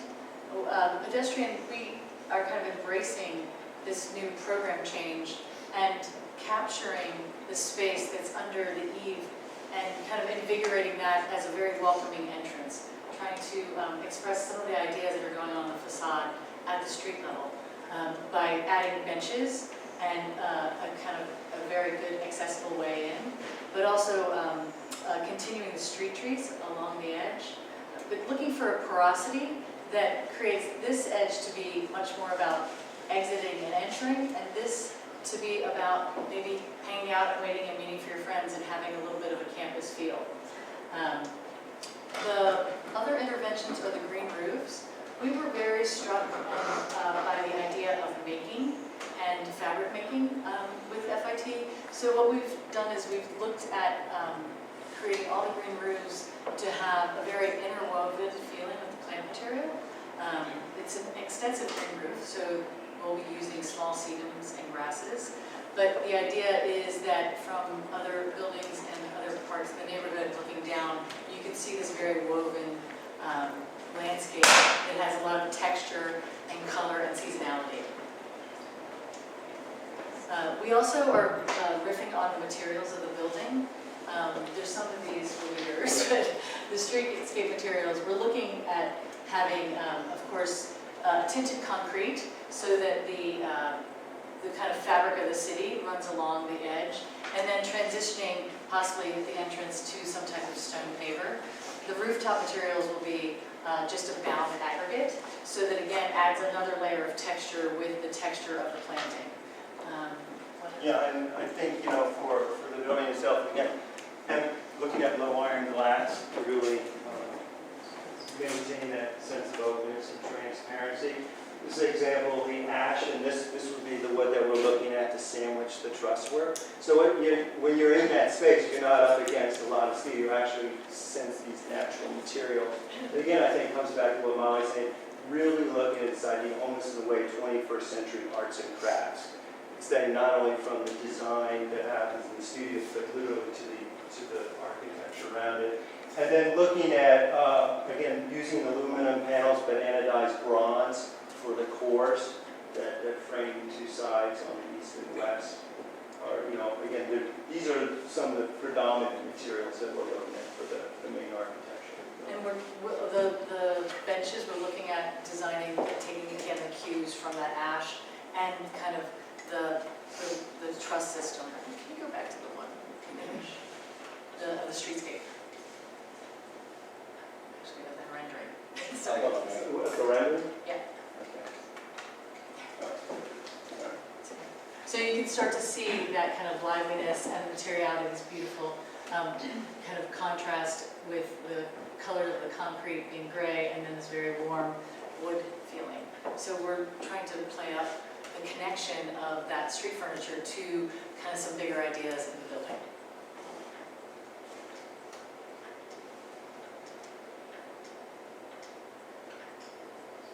And this is some of the plant species that you'll see.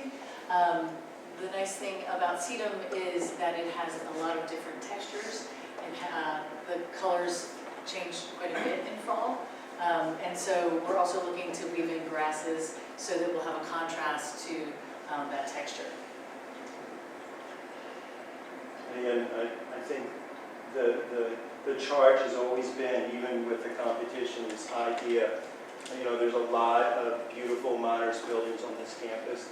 They are somewhat introverted in terms of their openness, and this building really is about, in a way, doing open heart surgery. But to us, it's probably the ultimate form of window dressing. And if you're going to do window dressing, this would be the school. Again, this view is not really the view that you're always going to see. The view that you're really going to see is the dramatic one on the oblique. And I think that this is where you begin to pick up the quality of that woodwork. It's this intricacy, this variability, and then, as the light coming from the south will begin to glow this whole space of the student hall. And then the vitrines that are outside the classrooms, really sensing, not only seeing the students, moving around and creating, but actually seeing their work on display from outside of the building. So that's pretty much it. Thank you. The section is great. The section brings the light in. The sound is really fantastic. It's really taking a lot of advantage of that. Is the, some of this might be out of our purview, but is there anything reflective to try to, when you said it's going to have an effect down here? Because it's obviously not. Well, it's a really interesting, it's a good point. One of the slides that I'm showing here is actually, there's a solar daylighting system that we're proposing for that side of the building, which would actually help. It's not like a heliostat in a way, but would actually help draw light down there. But the key thing is not taking the glare light down, but really just bringing this beautiful north kind of light from the south side. So there's definitely, during the summer, you're going to get this very high angle, and, again, during the winter, trying to get that light to bounce back and forth. And the wood ash. Yes, ash. So that's also on the underside Exactly. of the ground floor in that. Oh, no, that was. You said there was something. Yeah, that's in this part, in the It's student only there, hall. it's in the student So hall. the belly of the student hall. I see. But at the ground level, under that, there's that other view.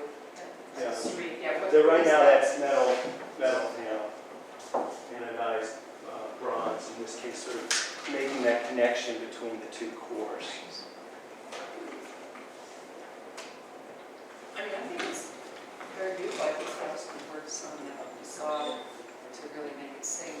My only comment, being the only architect here, is the two sides, the darkness of that, and your desire to connect it back to the Alcoa, the patina on the Alcoa. Who designed that building, by the way?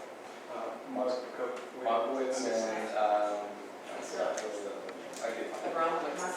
No, it was. Because Alcoa, they did a lot of work, but anyway. Yeah.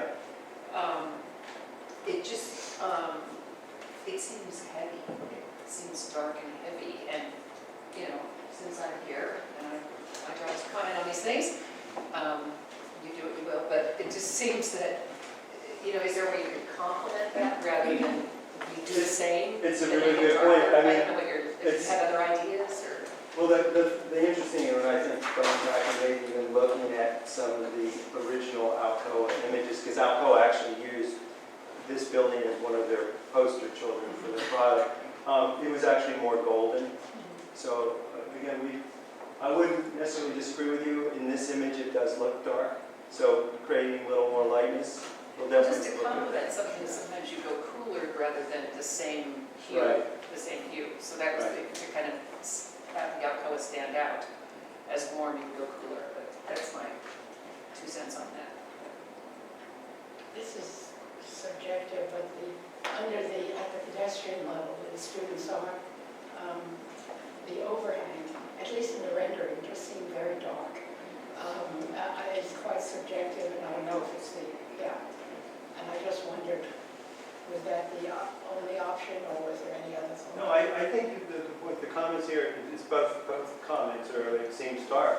So I think that's definitely. That's fair. So it's like. You're on the right side of the street.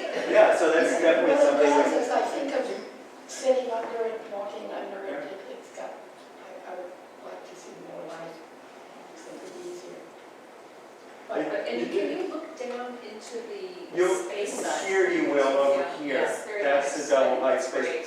Yeah, so you can see the weaving, very Oh, exciting. okay. But you can't see into the auditorium, because that's No. sealed off, right? No. It's not like the. No, that's actually architecture over view. this way more. Okay. Yeah, you can't see in there. But what you will be, what's also really exciting, you don't see in this image because there's a presentation going Right. on, is when those screens are down, you'll actually look into the gallery. So there's this really layering of views into the creative space. And I guess this is something to balance out this idea of trying to create this sort of contrast between what's going on inside and that sort of frame view. Right, from the outside. focusing in. Yeah. And I think that the vitrine is really an interesting aspect there, where they'll be able to have a display, which I always go and look by and see what's going on in FIT. And so, the same idea. How deep is it? No. How deep is it? I can't quite tell how 9 deep I feet, was right? in here.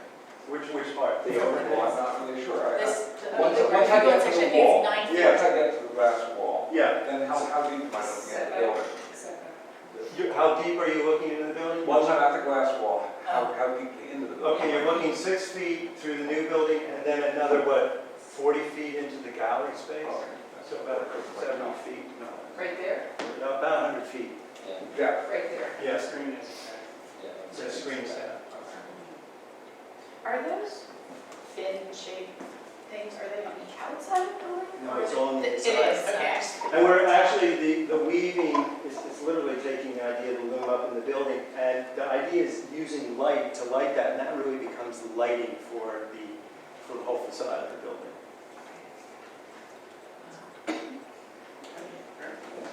Thank you. I think the Oh, lighter. Who goes up on the roof?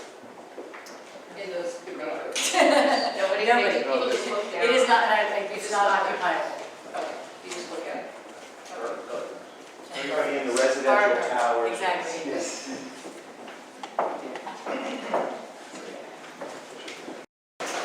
Good afternoon. Public meeting is now commencing with the consent agenda. Items number 25914, 25941 to 25973. Item number 25942 has been withdrawn. So please note the conditions of approval as recommended by the various committees and recusals. Staff has noted Commissioner Shepherd's recusal from item 25914, 25958, and 25962. Are there any other recusals that are not noted? No, let the record show there are no other recusals. For the record, no members of the public have signed up to testify on any of the consent items. Does anyone who's just walked in the room choose to testify? Apparently not. Will someone make a motion to approve the agenda? Second? Second. All in favor, please raise your right hand. Okay, we appear to have a unanimous approval of the consent agenda. So now we will move on. We have an additional item, the reconstruction of the perimeter landscape between West 86th Street and West 90th Street in Central Park. There is a recommendation for approval, and no one from the public has signed up to testify, so we can vote without a presentation. I will also note Commissioner Shepherd's recusal from this project as well. So do we have a motion to approve? A second? All in favor, please raise your right hand. All right, we have unanimous approval for Central Park.